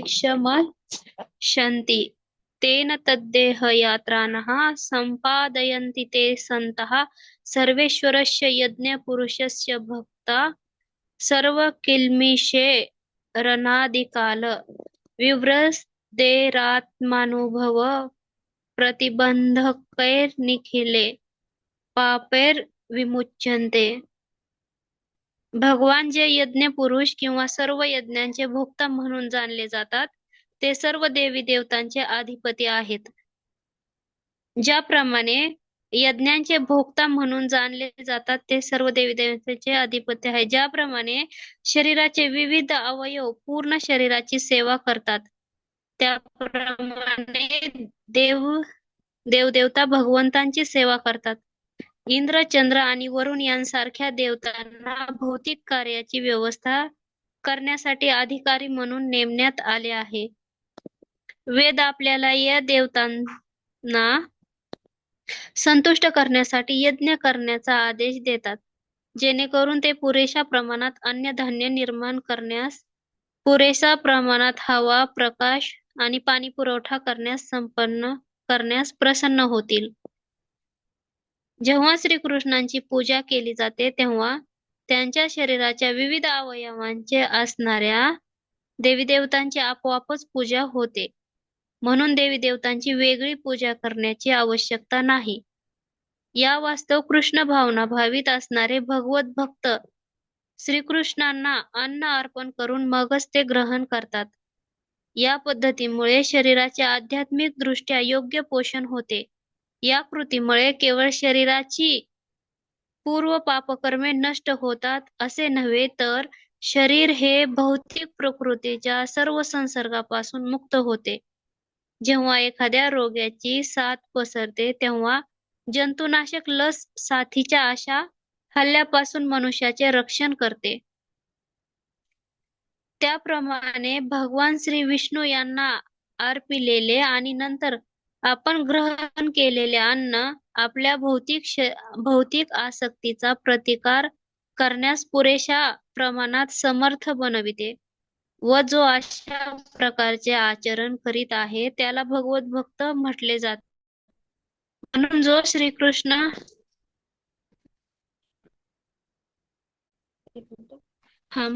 जो श्रीकृष्ण भावना भावित व्यक्ती केवळ श्रीकृष्णांना अर्पण केलेले अन्न ग्रहण करतो, तो आत्मसाक्षात्काराच्या प्रगतीमध्ये अडथळे असणाऱ्या पूर्ण सर्व भौतिक संसर्गाच्या फळांचा प्रतिकार करू शकतो. या उलट जो असे करीत नाही त्याच्या पापकर्माचा साठा वाढतच जातो आणि यामुळे त्याला डुक्कर किंवा कुत्र्याप्रमाणे सर्व पापांचे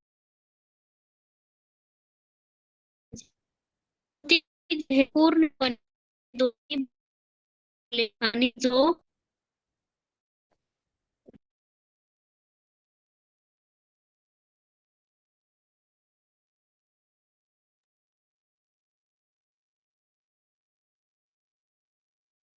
हरे कृष्णा प्रभूजी, मी वाचते पुढचं. हा वाच. या उलट जो असे करीत नाही त्याच्या पापकर्मांचा साठा वाढतच जातो आणि यामुळे त्याला डुक्कर आणि कुत्र्याप्रमाणे सर्व पापांचे फळ भोगण्यासाठी शरीर प्राप्त होते. भौतिक जग हे पूर्णपणे दोषांनी भरले आहे आणि जो भगवत प्रसाद ग्रहण करून प्रतिकार करण्यास समर्थ झाला आहे तो या दोषांच्या हल्ल्यापासून वाचतो. पण जो असे करीत नाही तो दोषांचे परिणाम भोगण्यास पात्र होतो. वास्तविकपणे अन्नधान्य आणि भाजीपाला हे खाण्याचे योग्य पदार्थ आहेत.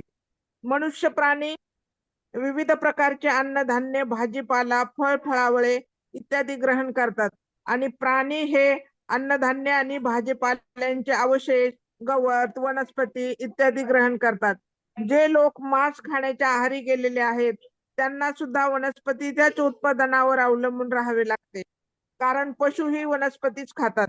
म्हणून सरते शेवटी आपल्याला मोठमोठ्या कारखान्यांच्या उत्पादनावर नव्हे तर शेतीच्या उत्पादनावरच अवलंबून राहावे लागते. शेतीचे उत्पादन हे पुरेशा प्रमाणात पाऊस झाल्यामुळे होते.